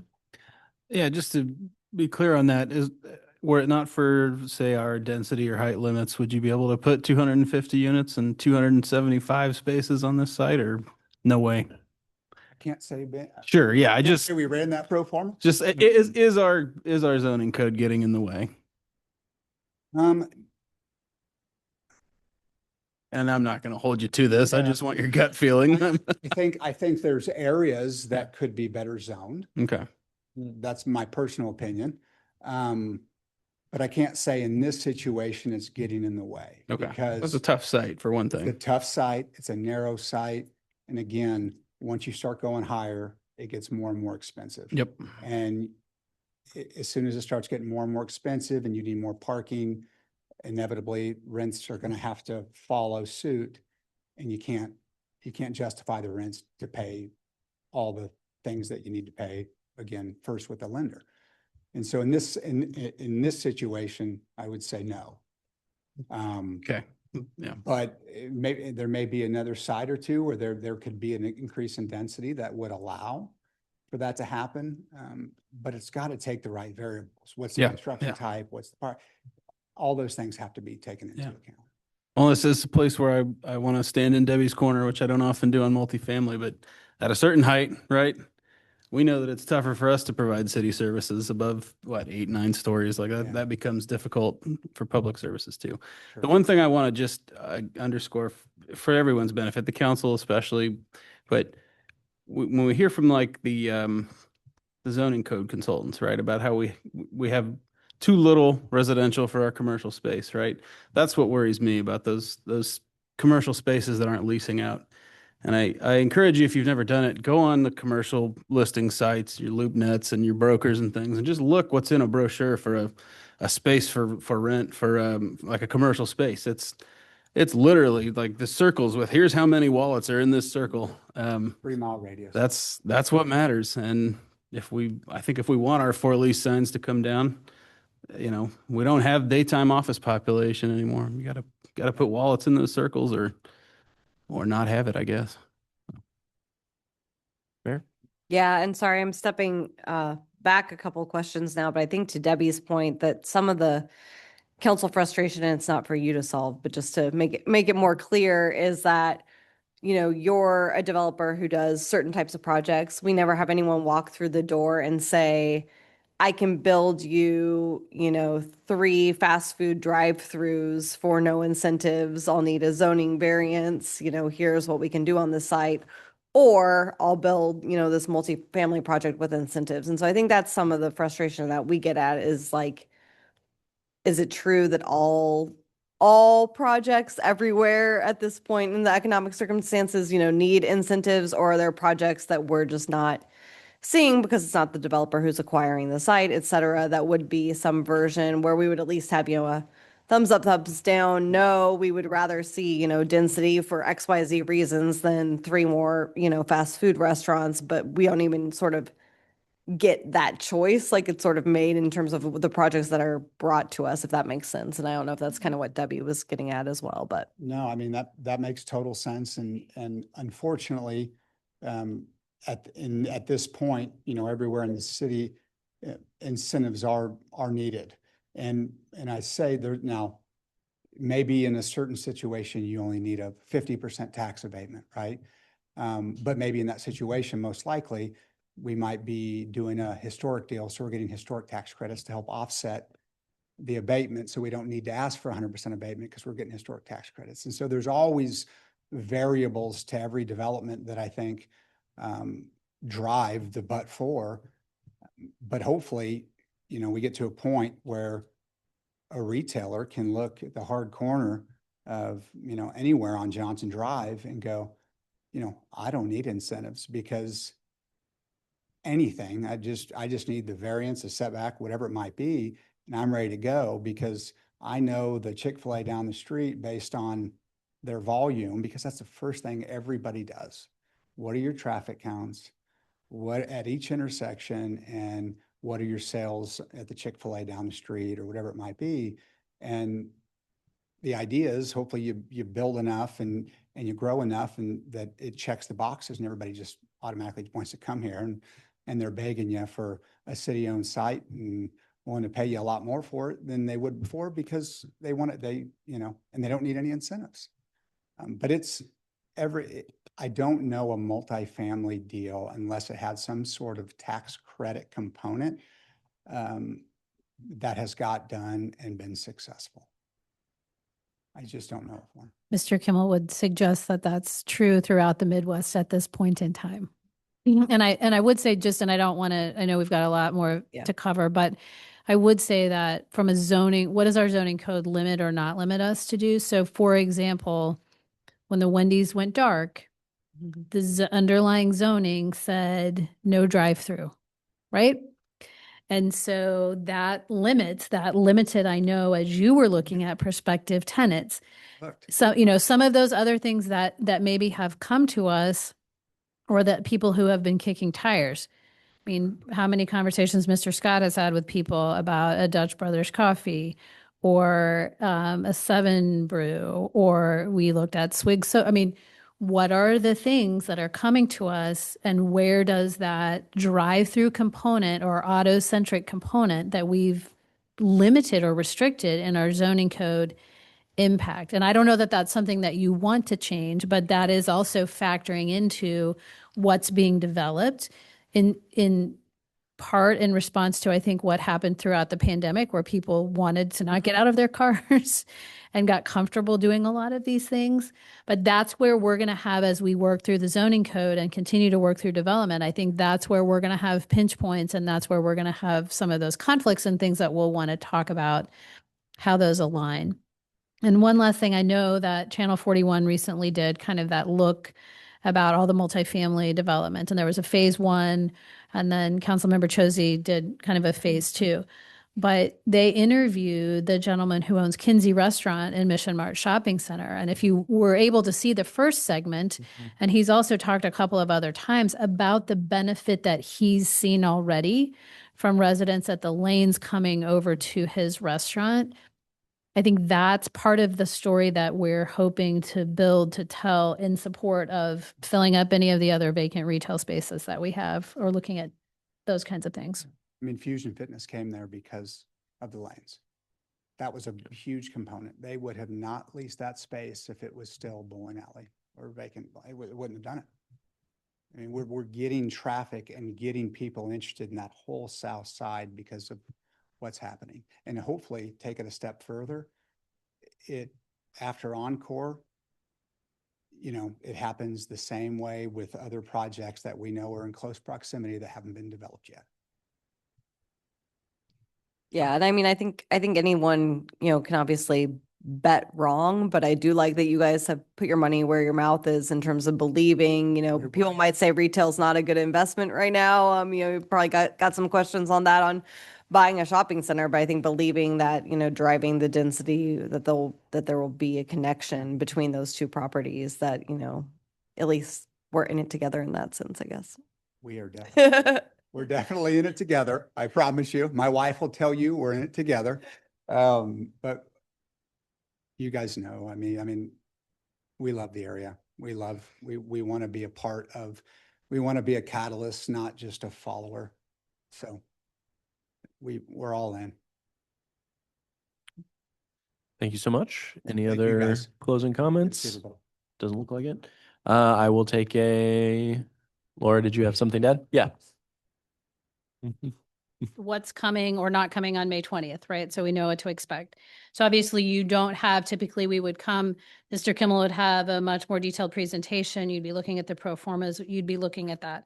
So where we think we are close or generally in agreement right out of the gate have been, I think that Sunflower understands the value that this council has placed on sustainability. And I think last week when we were talking about codes, I spoke a little bit out of school. We have since confirmed they have submitted their building plans about a couple of weeks ago. Those have been submitted under the 2024 codes. I thought they were 2018. Okay. So thank you to Mr. Scott for communicating to the team. So there's that piece, but then also looking to achieve that, at least that LEED Silver certification, okay? Also incorporating the attainable housing piece. And I think that, you know, pulling out some of those things, like we've had a lot of conversation around what do we want to incentivize?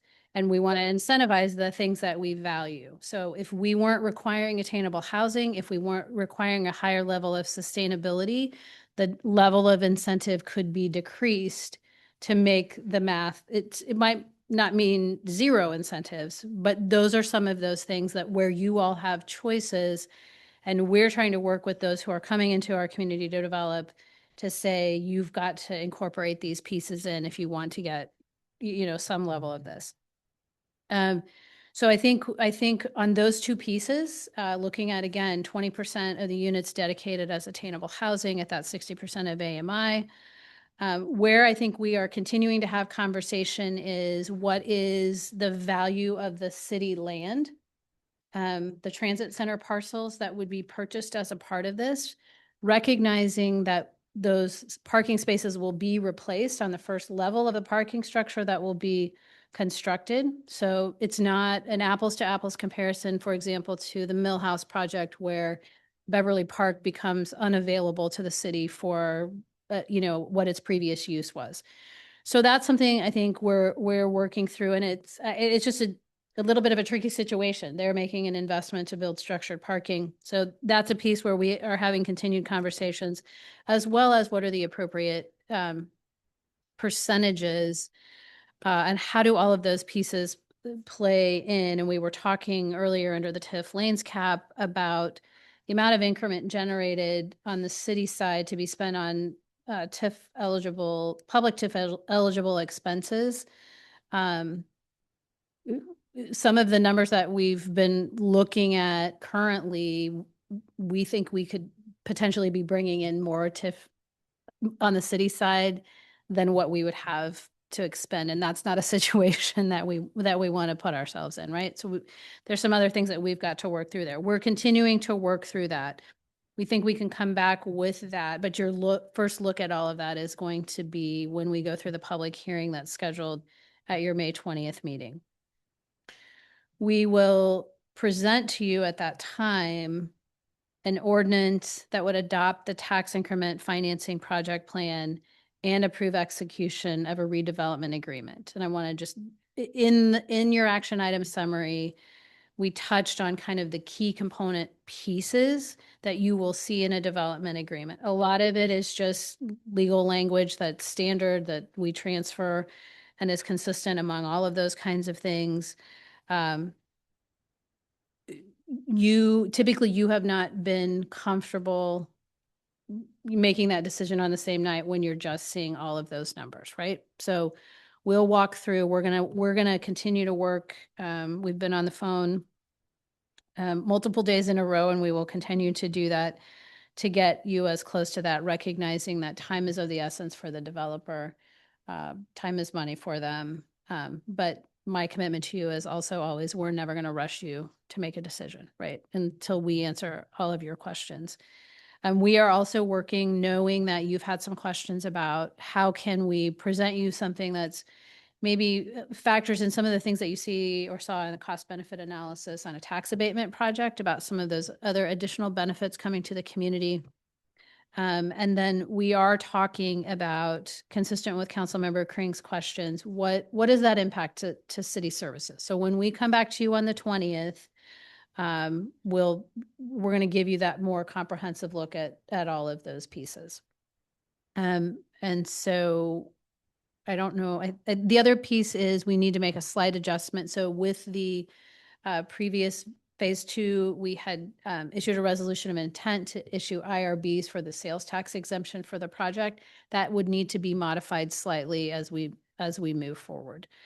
But I think where things are moving in the right direction, obviously we've had a positive relationship with this developer. And so we look forward to coming back and being able to present a really solid recommendation. I think that's all. Did I miss anything? Thank you. I don't believe we have any outstanding questions. I think this will go on the regular agenda, please. So you will have a public hearing at the outset of the meeting on the 20th. And then you can make the decision about whether or not, and sometimes you can either continue that public hearing, you can close the public hearing and either still take action or not take action on the ordinance that will be presented to you. Thank you. And will that require a supermajority? Yes, thank you, Councilmember Ryard. The adoption of the TIF project plan does require a supermajority of the council, so that would be 6 votes. I believe that was the last action item, so we will move into discussion items. We have 2 tonight. First, we're going to hear an update on the community development fee schedule for 2026 from Brian Scott. And as Brian's coming up, I will tell you, I do not have the draft report from our retreat consultant.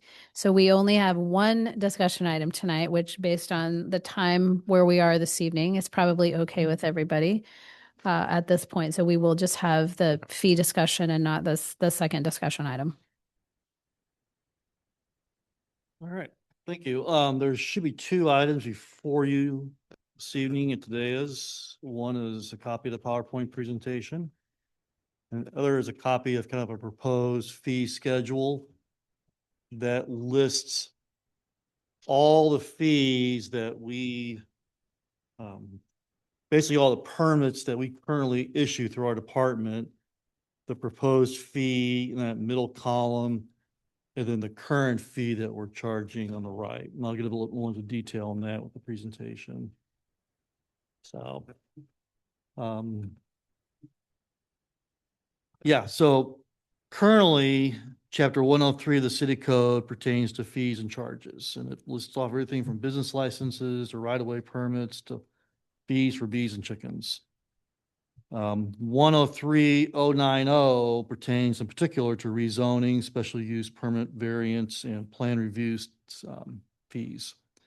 And that simply states that rezoning, special use permit variance, plan review fees shall be established by a resolution of the governing body. We did that with Resolution 586, which was adopted in 2004. And we followed up with another resolution that established some fees for rezoning, variances, and special use permits in 2008, so approximately 20 years ago. If you can remember back to where you were in 2008 and 2004.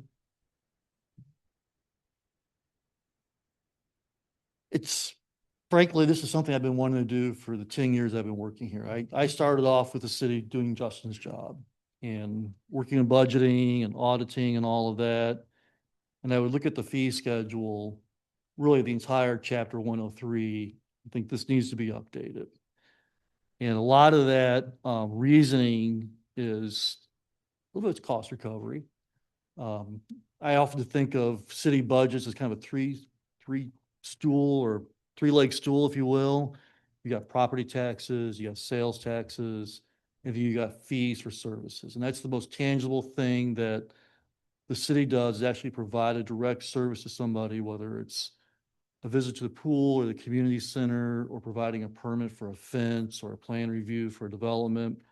And so we should be charging a fee that's kind of commensurate with that service they're providing. It often provides predictability for the applicants. It's transparent. It's easy to find on the internet or in documents, and everybody kind of knows what to expect.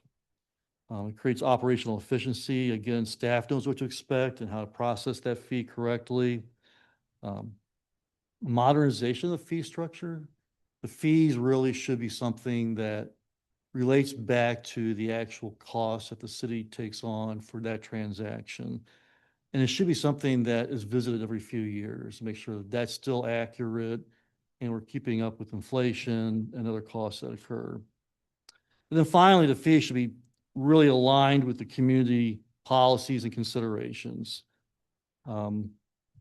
Oftentimes, fees are designed to support community goals or structures.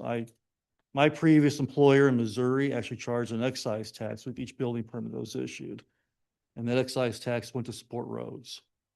Can't do that in Kansas. It's illegal in Kansas, but it was legal in Missouri. So that's an example where a fee kind of can support policies of the community.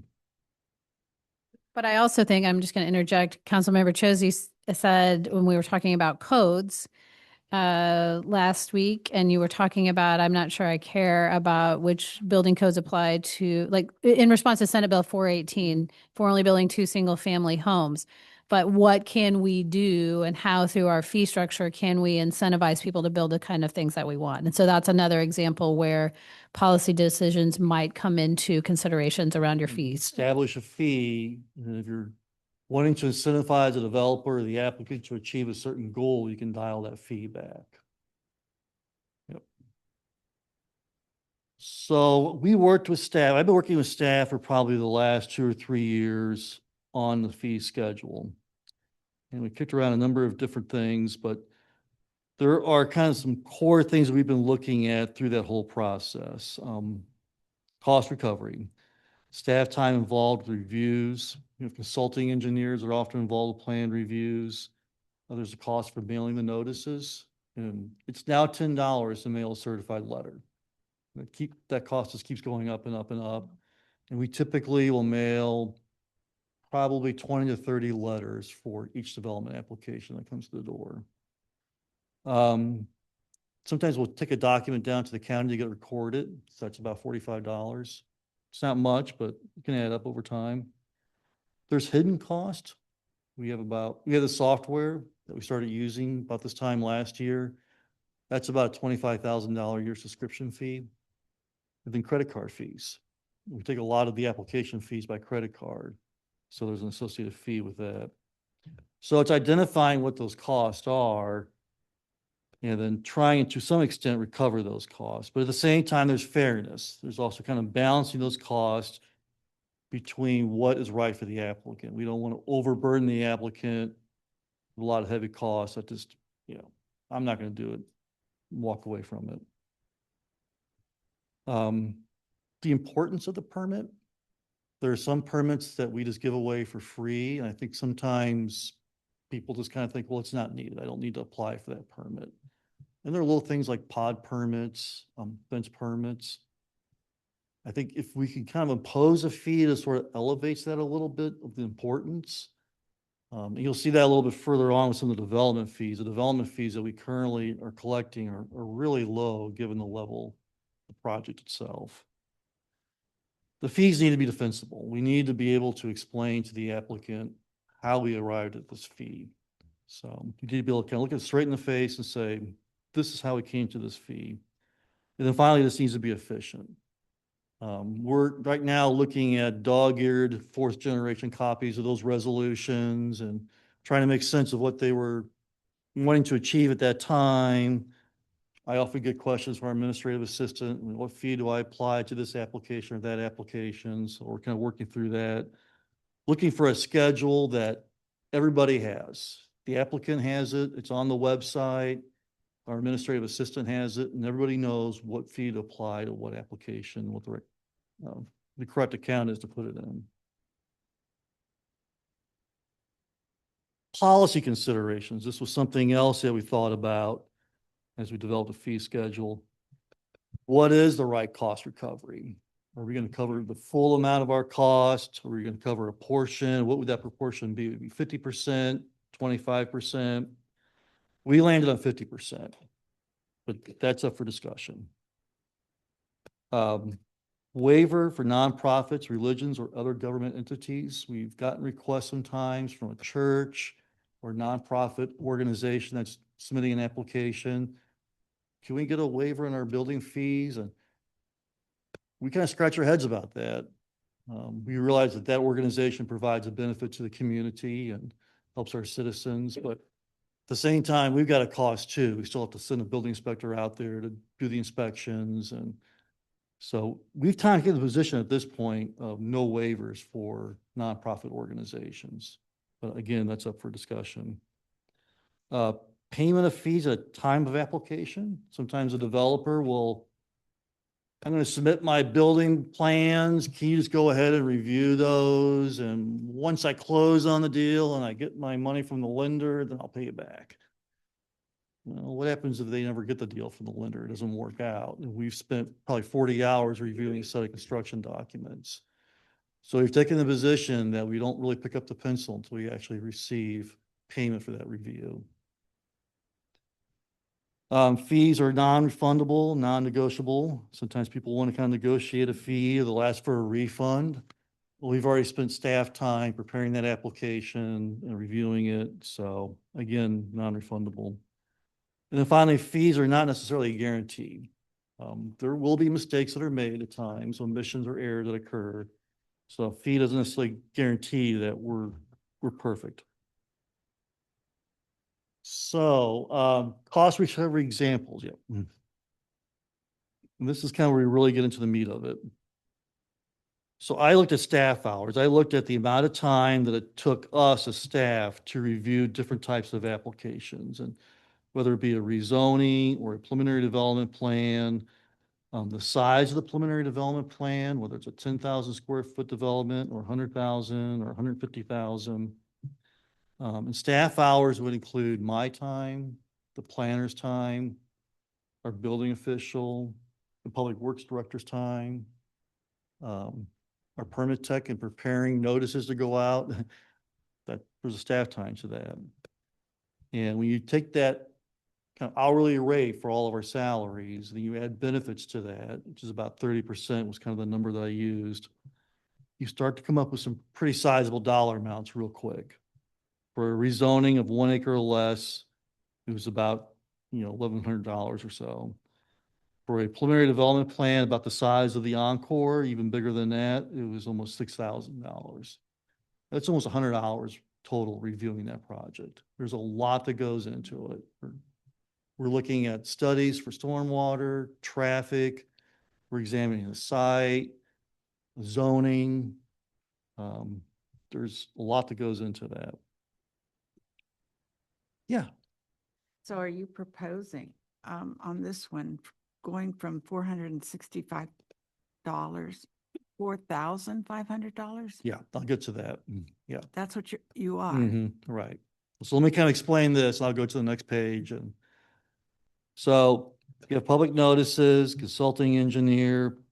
So all of that totals for rezoning about $1,750. So if you apply a 50% cost recovery, that'd be $875. I rounded that down to $750. And our current fee is $350 plus $5 for notice.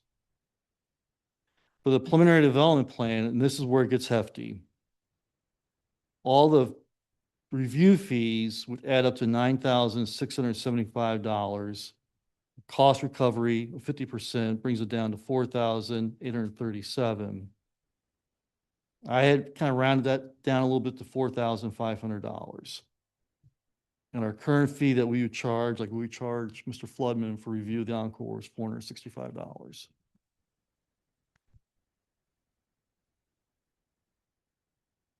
We are, I'll kind of stop there. The next, those little numbers down there that you can't quite see once you go back one, Justin. What we're proposing for the schedule for a particular plan development fee is based on square footage. So the first 10,000 square feet would be a flat fee of $1,500. Then each additional square foot would be a nickel, 5 cents. And a maximum fee of $5,000. And I'll kind of go into that a little bit more with some current projects. So let's just kind of stop here and look at this sheet. This is the community development fee schedule. What I did was I kind of looked at some other cities. That was one of the things that we did in our review was, let's just kind of take a smell test and see what other cities are charging, and if it feels right or we're kind of way off. For rezoning, like I said earlier, we are currently charging $300 plus $5 per notice. Remember, a notice now is $10, this for a certified notice. That's just a flat rate. Most cities will actually charge rezoning based on acreage. So we are looking at $750 for 1 acre, $1,000 for 1 acre to 5 acres, and then $1,250 for 6 to 10 acres and so on.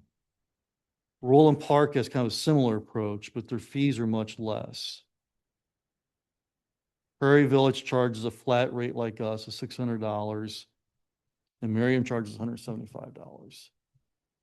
I have no idea why they charge so little. I know the assistant at Prairie Village, my counterpart, that kind of reached out to some of the cities recently asking about fee schedules, but she realizes that her fees are very low and she's wanting to kind of revisit it just like we are. Preliminary development plan, again, as I described earlier, first 10,000 feet, 10,000 square feet would be $1,500. And then additional nickel for each square foot up to a maximum of 5,000. Some cities are just charging a flat rate, 400, 650, 175. It may be they're kind of like us. They just haven't visited their fees in a long time. And so I'm not really sure what the driver is there. Some of these things like lot split, we currently don't charge a fee for a lot split. We had quite a few of those, and sometimes I'll just kind of make up a fee. I feel like I should charge them something. But I don't really feel like I'm comfortable doing that because I don't have a leg to stand on. If somebody were to challenge me and say, where's your lot fee? Show it to you in the code. Okay, caught me, I don't have it. So 350 sounds about the right. They're pretty easy to review for staff, but again, you're covering your notices. We have to notice property owners around that lot. Vacation of easements, we're proposing $500. We don't do vacations that often. We did 2 with Millhouse. That was painful. There was a lot of time reviewing that and working through with utilities. Again, we had to notice all the property owners within 200 feet of those properties. Board of Zoning Appeal. Currently, we are charging, I think, $300 for that. I was proposing to raise it to $500. Again, that is involved. It's a very involved process. You have to notice the property owners around the site. No, I take that back. We're charging $75. That's a very involved process of staff review, noticing. Sometimes there's legal assistance that we need to acquire. Need some help just kind of making sure we're interpreting the zoning correctly before we go to the BZA. That's a great example of kind of that, a fee that reflects the value or importance of what we're doing. Sometimes I will get people that don't agree with my zoning interpretation, so they want to appeal to somebody. Well, you'd be appealing to the BZA. It's not calling the mayor and talking with her or showing up at a city council meeting or planning commission meeting, kind of making your pitch. But, they just want to get in the next schedule. And when I explain to them the process and the fact there's legal ramifications that are issued with the variances that are issued by the BZA, then they begin to see the importance of it. And if we had a $500 fee, do I really feel that importantly about what I'm asking? Zoning verification letter. Mr. Banks's lender will eventually call us and want a zoning verification letter in his project. So we'll draft that up and send it to the bank. It takes about an hour or 2 of our time. We don't charge anything for it. And probably should be doing that. I looked at some of the larger cities in Johnson County, cities that do a lot more development and probably a little bit more sophisticated in how they do that. And those are the fees that you see here: Overland Park, Lenexa, and Olathe. For rezoning, they're charging anywhere from Overland Park, for example, for a rezoning is charging anywhere from $1,200 to $1,800. Olathe is charging $1,000 to about $1,500. It's all based on the size of the property. So obviously the bigger the property or the bigger the site, the more costs are posed with that. Preliminary development plan. Overland Park has a pretty low fee. They base theirs on acres. And I think the reason for that is because they're often dealing with subdivisions or large office parks or shopping centers that are multiple acres in size. We just don't have any property that big in Mission. So what we're dealing with are often vertical projects, again, like the Encore, where it's on maybe an acre, acre and a half site, but you have multiple stories that really add up in the size of the building. Right. Again, I have no idea why Lenexa or Olathe charge is so low for PDPs, but that might be an incentive to get more development. Brian, is there a cap on that one? Because at some point you reach sort of a maximum degree of complexity and it doesn't really matter if it's any bigger or, putting the $5,000 cap, is that why? Yeah. Okay.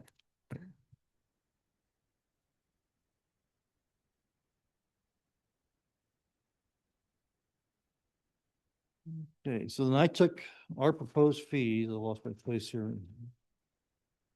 And I applied them to current projects that we have reviewed recently. And I just focused in on rezoning and preliminary plan.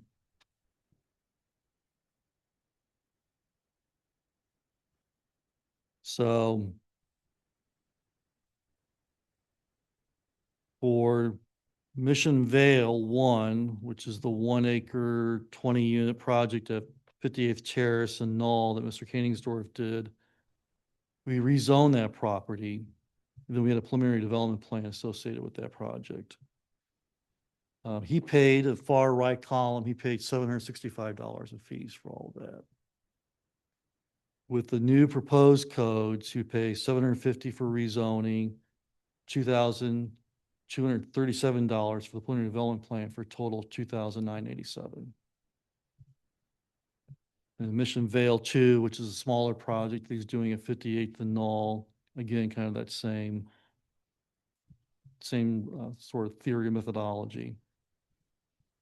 The flats, that's 1.5 acres, so that would be $1,000 in rezoning. It would be $6,558 if we didn't have that maximum. So if I took the square footage and I ran it through my formula, just as is, his cost would be $6,558. And that's why I have the max of 5,000. Like you were saying, Mayor, at a point you just kind of reach an equilibrium. And it doesn't really make sense to keep charging somebody for more. And it becomes kind of a disincentive too. But again, the flats paid $765. So you can kind of see the methodology in the sheet. SWIG, I did commercial development. They didn't have a rezoning. They would have paid a preliminary development plan of $1,500 because you only have 640 square feet in that building. But they paid $93.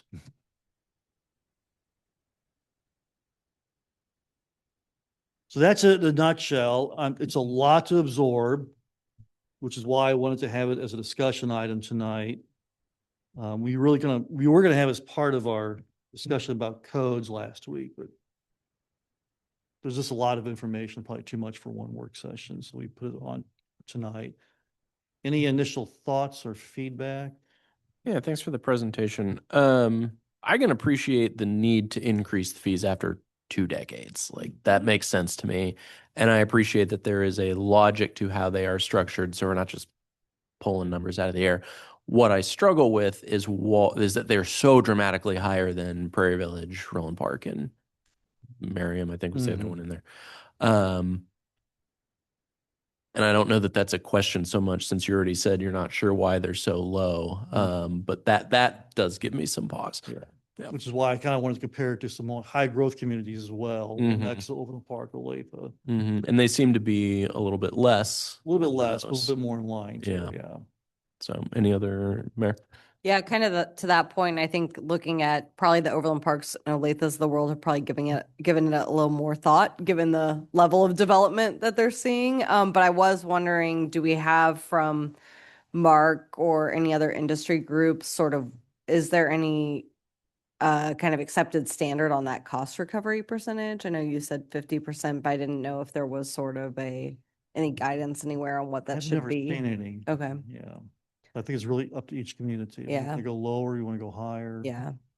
But I would tend to think that probably Overland Park and Olathe have given it, some more reasoning and thought, especially if, some of your colleagues you talked to said, oh, maybe we should be doing this too. I would hate to kind of freeze it in time, out of a fear of being the first mover or something, since presumably the development community is familiar with what they're seeing as well in Overland Park and Olathe and bigger cities, but. Debbie, go ahead. I have a question, and I'm looking at this holistically. On a personnel level, how are we distinguishing what's not someone's job versus what we're being paid to do additional work? The fees I get, the permits I get, because other people are benefiting from that.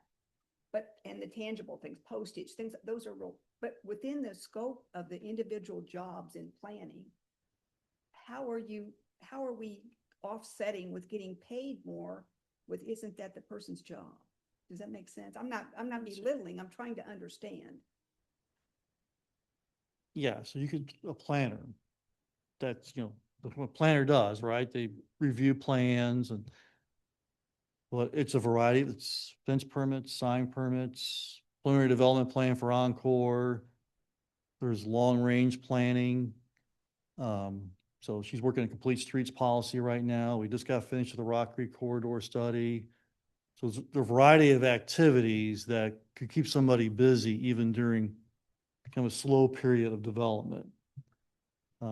Sometimes, frankly, those projects get pushed off. This is a great example. We've had so much development activity in the last 8 years or so that the fee schedule I wanted to bring to you 10 years ago has just gotten pushed off and pushed off and pushed off. There's just not enough hours in the day to do everything I like to do.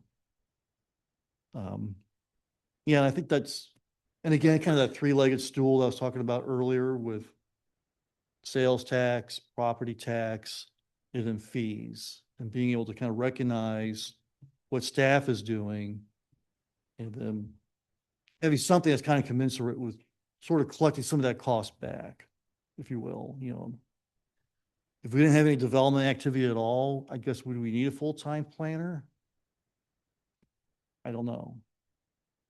But the planner's paid for doing X, Y, Z. Right. You understand where I'm coming? Yeah, but I think let me turn the hat a little bit because when I think about cost recovery, and I think your question is completely legitimate, and I think that's why we would never go for 100% cost recovery, because there are basic core functions that everybody in this organization is doing. But we look at, I compare it more or liken it more to the community center. So when we charge a fee, there is a narrowly limited group or individual that's benefiting from that service that they're providing, as opposed to a broader community benefit that we do by doing code enforcement or long range planning or all of those kinds of things. So factoring in and thinking about cost recovery, whether we have the percentage right, it is something that I think we need to talk about from that policy perspective. But there's a specific benefit to a developer for us coming in, and we have to set aside anything else that we might be working on in order to meet kind of a prescribed time schedule as well. So we don't have the luxury of saying, hey, we'll get back to you in 6 months when we have a little bit more staff time or capacity to review your project. We got to do it now because time is money for them. So I think from my perspective anyway, that's how I would kind of look at why it's more appropriate to apply. And again, you may tell us at the end of the day, that's not a policy decision or a metric that we want to apply to how we set our fee schedules. But I think you're going to see fees of any type when they benefit a more specific user group are going to be structured in that fashion. So Ben, you had a question? Yeah, here's how I kind of think about it. When somebody comes in and they want to build Swig or Millhouse or the Gateway or whatever it is, to date, mostly that's been paid by sales and property taxes. So you and me and all our neighbors are paying those fees. And I think 50% is not too much to ask. And that seems pretty straightforward to me. Yep, just over. I just wondered if we have gotten any anecdotal evidence or looked for studies that suggest that a bit of a fee gets us better developers and more fully intended developers when we're looking at things like this. Like if they had to pay a fee that was commensurate to the amount of work that we know is going to go into it, will they take that request more seriously up front? Like, have we talked to anyone who has a higher fee schedule to see if is that something they're seeing? No. Okay.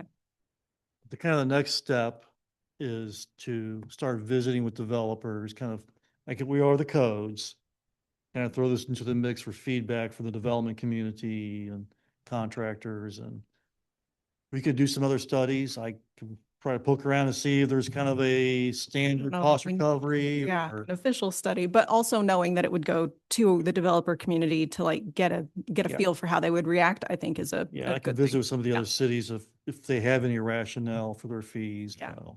Cool. I kind of got the sense looking at their fee schedules, there wasn't much of a rationale.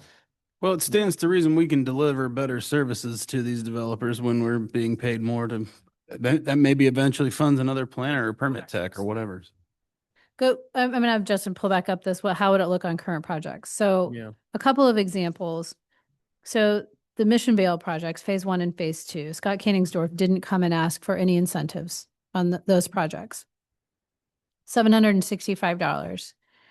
A $2,900, $3,000 fee is not going to make or break his decision in his pro forma on that type of project.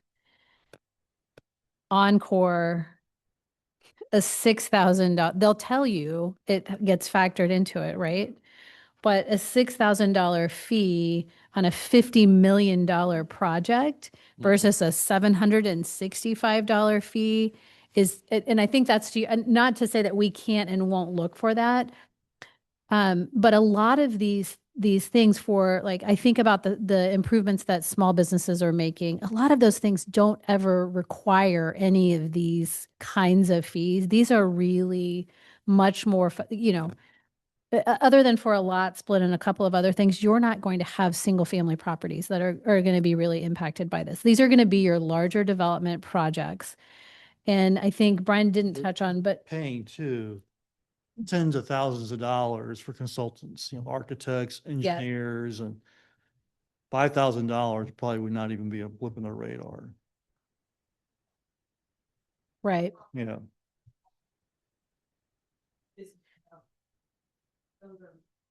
Yeah, but I think the reaction to how we compare to others, I mean, that's legitimate, and that's a benchmark, and that's a measuring stick that we can explore, certainly a little bit more. Yeah, I mean, I think even if it's trying to get Overland Park or like the staff, one of the ones that seems a little more logical, like, and that they've given it some thought, even if it's just trying to hear how did they kind of approach it. Yep. I don't think we need I a will say- 50-state survey or anything, but just maybe talking to them, The yeah. planning director at Overland Park kind of did a similar, what's everybody doing with their fees? And I told her I didn't want to share ours because I'm embarrassed. And she said, we hadn't updated ours in about 40 years. Like, okay. Yeah, so I don't feel so bad. Yeah. 20 years looks good, right? Yeah, exactly. Yeah. All right, thank you. Thanks. Brian, can I get a copy of this? When you get a chance, I didn't get one. We are postponing the aforementioned second discussion item to another date.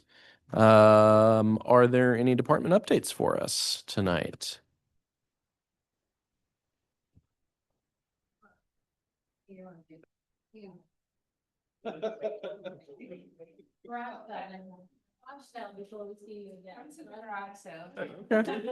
Signage, and, in response to Councilmember Schmidt's, can we put up some, have you seen them around town yet? No, they're around. Okay.